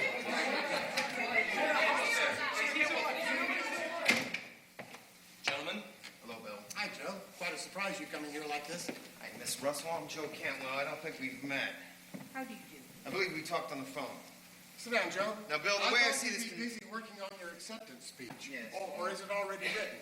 I've been working for months on my acceptance speech, trying to strike that delicate balance between confidence and humility. Right. You, of course, have the gift for hitting the right note. Yes, now, Bill. I like the way you always manage to state the obvious with a real sense of discovery and that wonderful trick. Bill, at least you get one word in edgewise. I'm sorry, Joe, I couldn't resist. I was using Joe's technique. Talk right through the man and never let him get started. Also, if Joe ever starts a sentence with, "Now, Bill," you know he's up to no good. Now, Bill. See? Funny, that's very cute. Now, Bill, this convention's really hung up, and the way things are going, we may never nominate anyone. And who wants to spend the next 4 years in Philadelphia? So I want you to know I've given this whole thing a lot of thought, and I want you to be on my ticket. Well, that's very generous, Joe, but tell me, how can I possibly run for vice president when I am at this very minute suffering from one of my frequent nervous breakdowns? Look, there was no way of keeping something like that a secret. Besides, you gotta admit, we did a pretty damn good job. Hardly no mention of it all in the papers. Just as there's no mention that Art Hochstetter is dying. No, Art didn't want anyone to know how sick he was, did he, Miss Russell? Yeah, he's a great old guy. You know he's dead, don't you? Anyway, the way I see this convention and delegate-wise... Art was dead. Oh, yeah, he died, about 30 minutes ago. He knew it was all over last night when I talked to him. You saw him? Just for a few minutes. Oh, no. Don't tell me that Art Hochstetter, with his dying breath, said, "Bless you, Joe, go to it," and passed on the torch. You certainly like to jump to conclusions, don't you? Well, if you really want to know what Art said, I'll tell you. He said, "To hell with the both of you," meaning you as well as me. Yeah, he sure was a funny old bird, just full of piss and vinegar right to the end. But his day was done. It's just as well he conked out when he did. Oh. Will the two of you please get out? Bill, look, Russell, there's a lot of reasons why we want you on the ticket. You know, if I were you, I'd be able to show a little more gratitude. Gratitude? Do you know that all I have to do is call Senator Joseph? You know that stuff about Joe wasn't true. How could you use it? Since when has the truth been a deterrent at this convention? It's also not true that I am mentally unstable. But it is true that you had a mental breakdown, and that's a fact the voters should know. Look, Bill, I make a solemn promise. Before all these witnesses, I'll give you any post in the cabinet you want. The vice presidency, secretary of state, promise or no promise. The job's yours if you throw me all your votes on the next ballot. Bill, look at them. They're scared. No, we're not. Oh, they're sweating eyes. I want a united front for the sake of the party. Look at him squirm. Who's squirming? Besides, we've got all the votes we need anyway. Where? Governor Merwin. Merwin won't play with you. He wanted to, but Joe doesn't want the governor. He wants the secretary here instead. Merwin wouldn't be on the ticket with Joe, and you know it. If he would have been, you wouldn't be up here sweating. I am not sweating. Bill, come on, look at him. We got him. Now let me call Senator Joseph. I wish you would. Tell him you'll support me and that you'll accept the second spot on the ticket. And tell him that you're ready to lower the boom on Cantwell.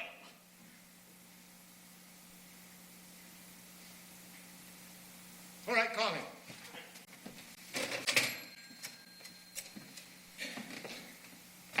Yes, Senator Joseph, please. Extension 12, Convention Hall. That's right. Yes, that's you, Senator? All right, well, brace yourself. Our man is about to fight. Russell, you can't do this. Joe's our only Shut hope. up, He's the Don. party's only... We don't have to worry about Mr. Russell. He always does the right thing. Thank you. Senator, this is William Russell. I'm coming down to the convention floor in a few minutes to make a statement. Before I do, I'd like for you to get to the chairman of the next delegation pledged to me. Utah? All right. Tell the chairman to announce to the convention that I have withdrawn from the race. Bill! Mr. Secretary, you're not going to regret And that this. I am releasing my 386 delegates with instructions to support Governor John Merwin. Merwin? Yes, thank you. But you can't. But I can, and I have. But Merwin's a nobody. He is now somebody. Neither the angel of darkness nor the angel of light, if I may exaggerate my goodness, has carried the day. We've canceled each other out. Allowing the angel of greatness to win, as usual. The light blinds us, and we're all afraid of the dark. I meant it, Joe, when I said I could never let you be president. You just cut your own throat. You're through in politics. Joe Cantwell is through in politics. You got a deal. deal with Merwin all along. God, that tricky son of a bitch. I don't understand you. I know you don't. Because you have no sense of responsibility toward anybody or anything. And that's a tragedy in a man. It's a disaster in a president. You said you were religious. Well, I'm not. But I believe profoundly in this life and what we do to one another, and how this monstrous I, the self, must become we, and draw the line at murder and the games we play with one another, and be good, even when there's no one to force us to be good. You don't understand me.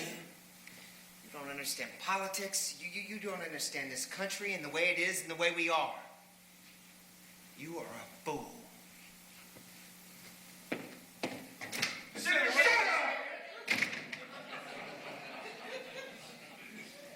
We're not the way Joe thinks we are. At least not yet. You don't know Merwin. Nobody knows him, Bill. He's a man without a face. Don't underestimate him. Men without faces tend to get elected president. And power or responsibility or honor fill in the features usually pretty well. I'm afraid, Bill, your conscience is my enemy.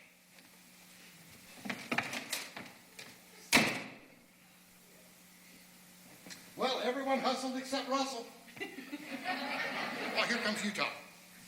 State of Utah, at the instruction of that great American and Secretary of State William Russell, cast its 14th pledge boast to the next President's Day, that great Governor John Merwin. This is the break in the deadlock, an unexpected development. There's real excitement down on the floor. There it is. Well, we have work to do. Do you want to come down to the convention or wait here till I get back? Oh, I'll go down with you. What do you think? I wish you had been nominated. So do I. But I like the way you really won. Thank you. Well, life is choice, they say, and I made mine. Oh, and without your 1, 2, 3 walk. Alice, you don't have to stay with me if you don't want to. I know I don't have to. But would you like to? Even if you won't get the chance to be the next Grace Coolidge? You mean it's my turn to choose? Of course I'll stay. I'm glad. But I warn you, the fires of autumn burn notoriously low. Well, I have been cold for such a long time.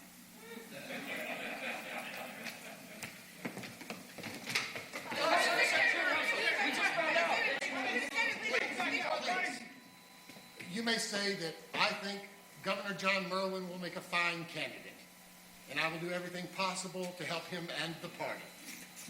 Oh, and I am, of course, happy. The best man won. Would you-